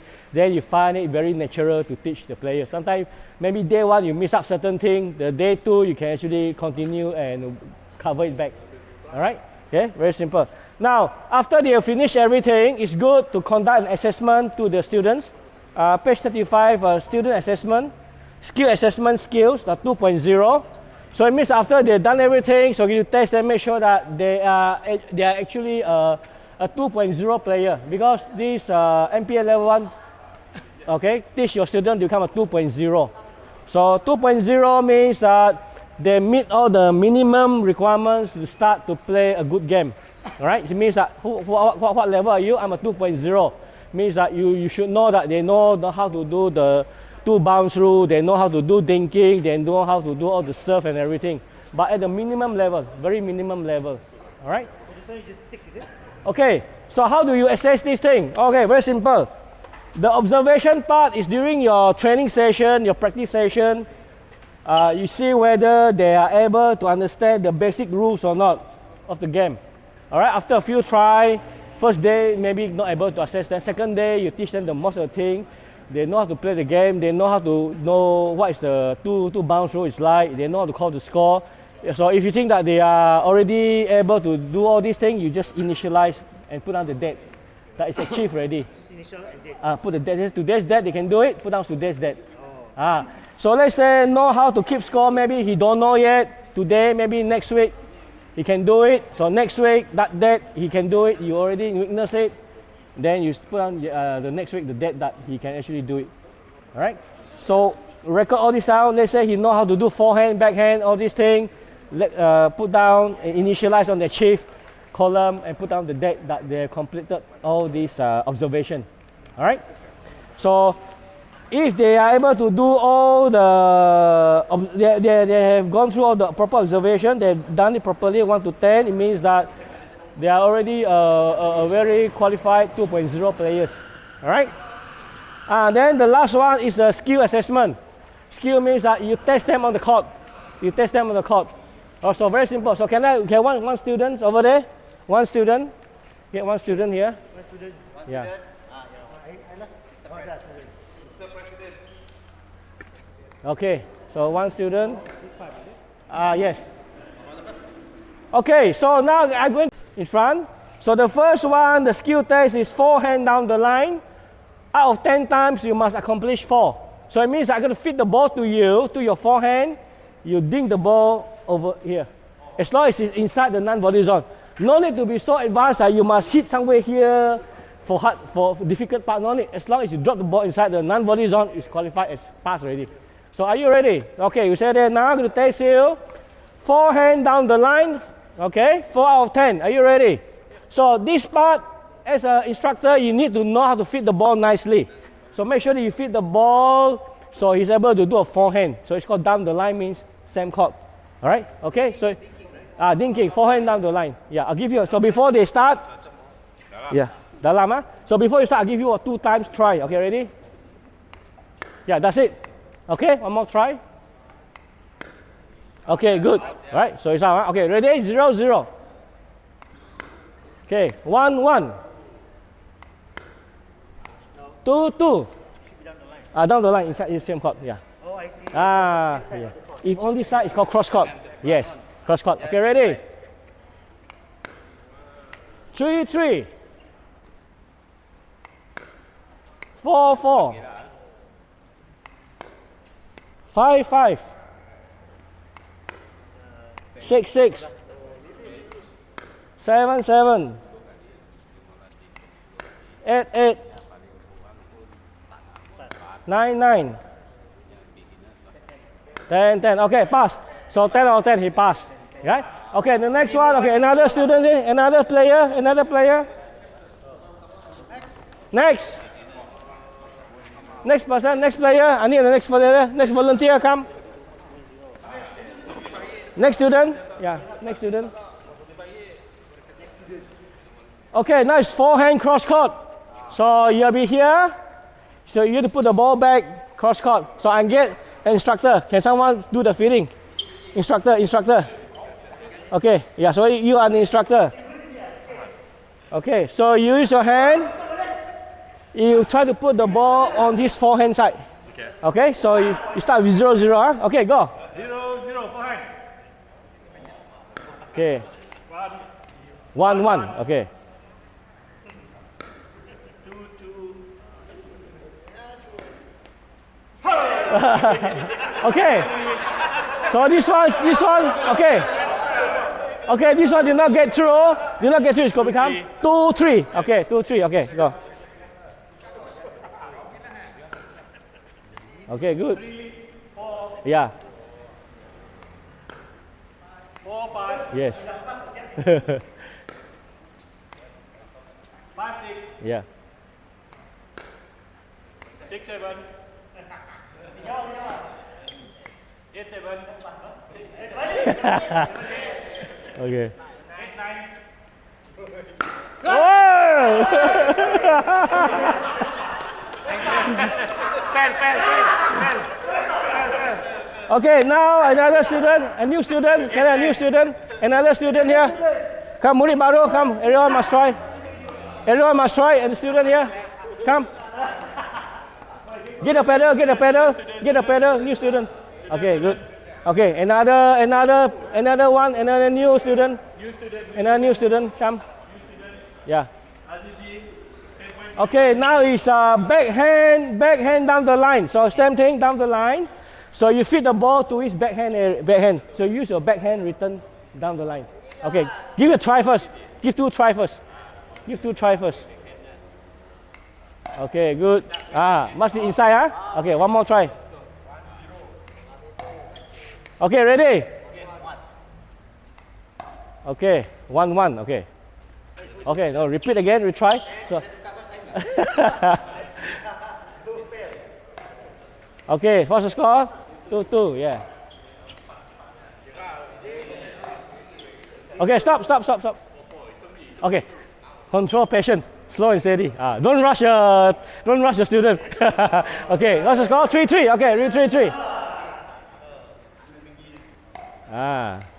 4, 4. You must say out the score. What's the out? What's the score now? 4, 5. Correct.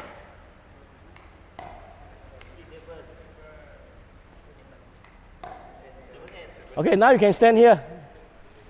Okay, just fit to this side. Yeah.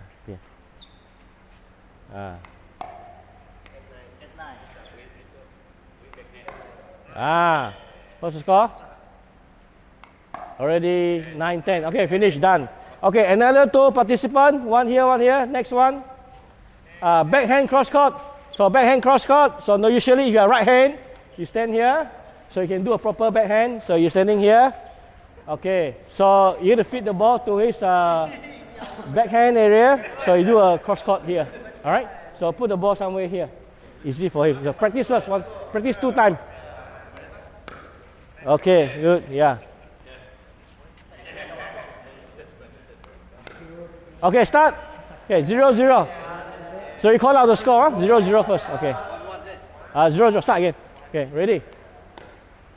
Okay. 1-1.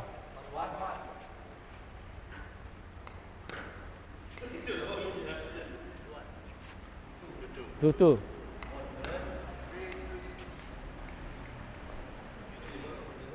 3-3. 4-4. In.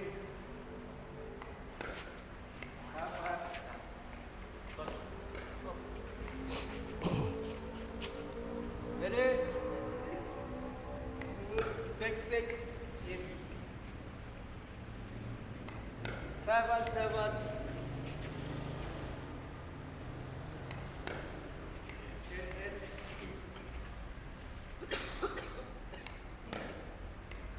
Last 9-9.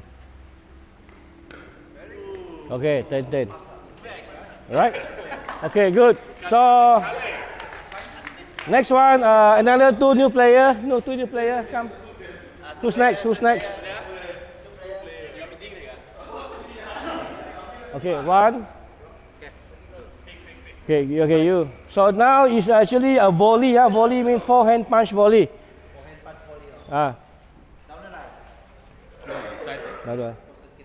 So forehand punch volley, you just do a game ready. When the ball comes, you just push the ball back. All right? Volley. Volley means you don't wait for the ball to bounce. You're just feeding the ball like this. Ready? For which forehand? It's your forehand, right? Okay, forehand. You just do like this. Okay, ready? Yeah. Okay, forehand. Yeah. Okay, ready? Start. Yeah. Yes. Yeah. Okay.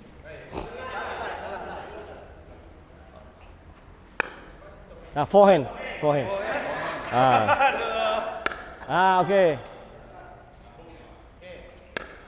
Yeah.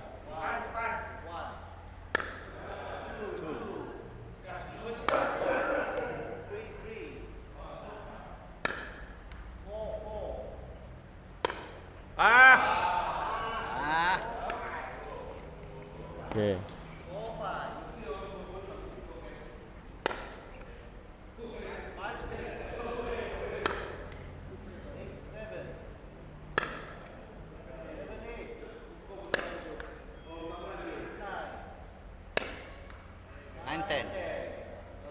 Okay, finish. Okay, another 2 players. Another 2 players. Another 2 participants. 2 players. Okay. So now you use your backhand to punch back. Yeah, okay. Yeah, that's it. Wow, advanced one. Okay, start. Okay. 2-2. 3. 4-4. 5. 6-6. Okay?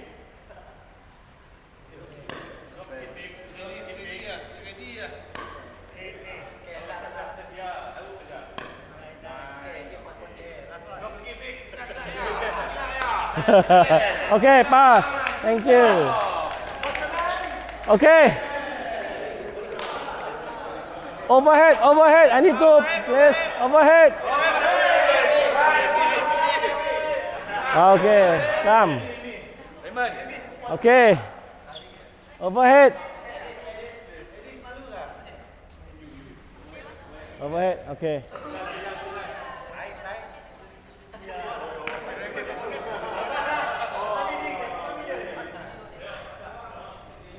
Who is feeding the overhead?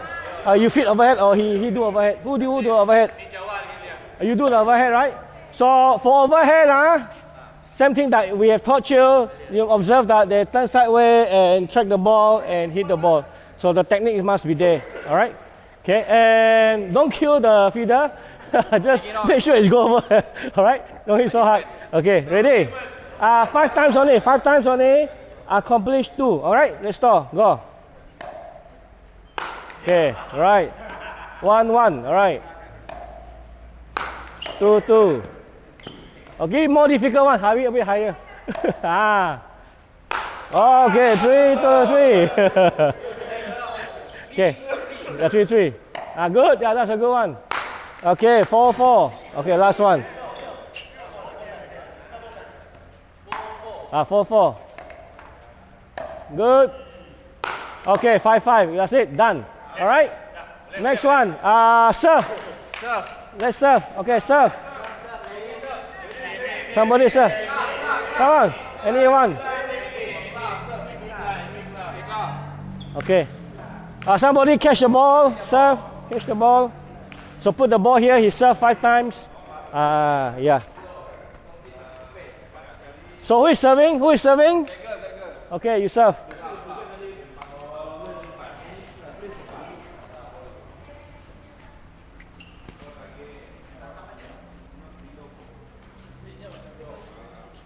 Okay, serve.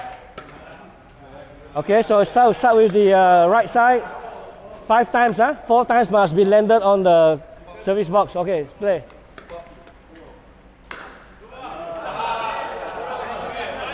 Okay. Okay.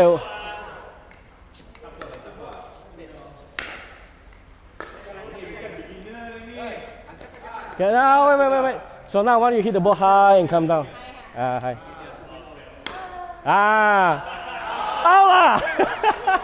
What's the score? 4-2. Okay. 5. Okay, good. Now next one, this side here. Now same side. Yeah. Okay. 1-1.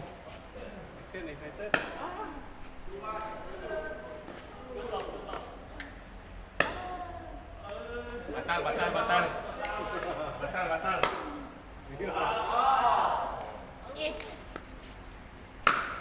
Okay, good. All right, so that is the serve. Okay, last one. So who wants to do the return of serve? Okay, you serve the ball, somebody will return. Some player, come, let's try your return of serve. Okay, you. Oh, you feed the ball there. So somebody serve, return the serve. Who wants to return the serve? Anyone? Come. This is the only time you have the chance to practice. Yeah, okay, return of serve. So for the return of serve, make sure that you have done all your proper way of retaining the serve. Right? Okay. Yeah. Okay, go. Return of serve.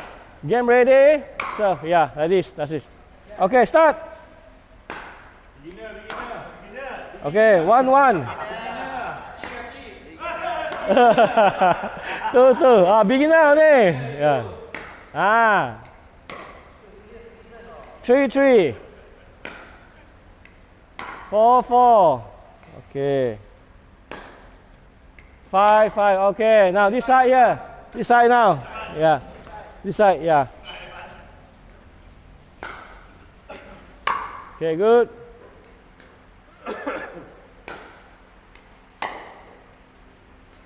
So make sure that your students do the backswing, contact, and follow through, right? Yeah.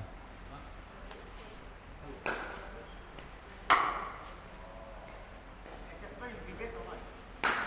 Assessment will be okay. Pass. What is it? Assessment of whether you know how to do it or not is based on the backswing, contact, and follow through. Yes, the technique that you have been taught to. Because everybody can just put the ball over, but no, Okay, so 5 minutes break, then we have an exam for 20 minutes. Yeah.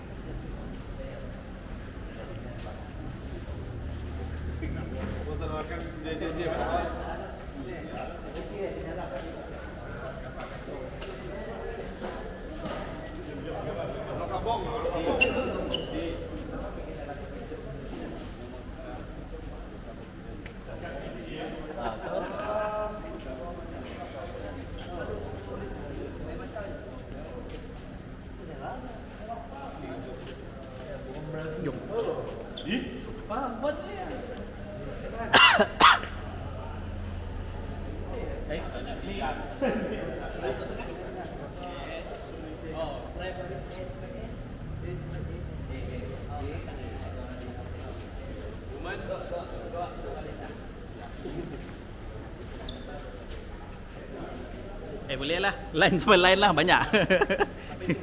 Oh, line nun sampai line nun.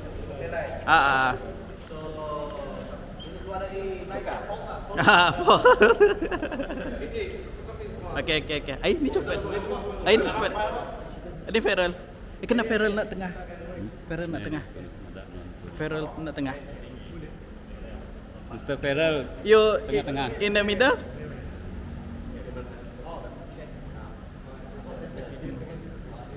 Oh.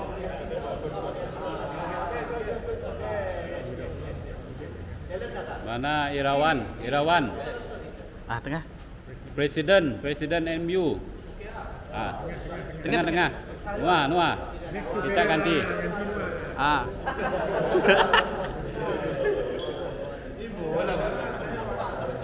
Mana saya? Tepi tu lek. Detal. Okey. Detal ke? Okey. Sikit. Sana. Dia detal. Kena. Boleh pergi sini Dalam. sikit kah? Leo. Tu sikit. So Karisa. Sulan sini sikit. Lagi. Okey.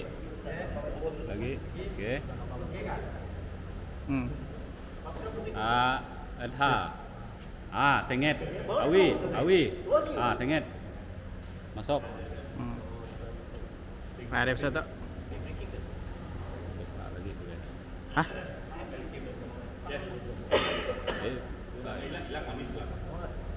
Tu punya. Masuk kan. Tu jaga masuk. Oh. This one saja. Masalah leh. Dah. Masuk deh. Okey. Dah. Okey. Ai. Okey. Cun. Okey. 1 2 3. 1 2 3. Freestyle.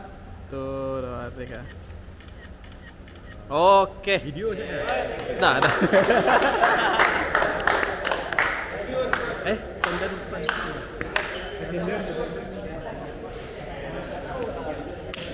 Tahniah coach semua.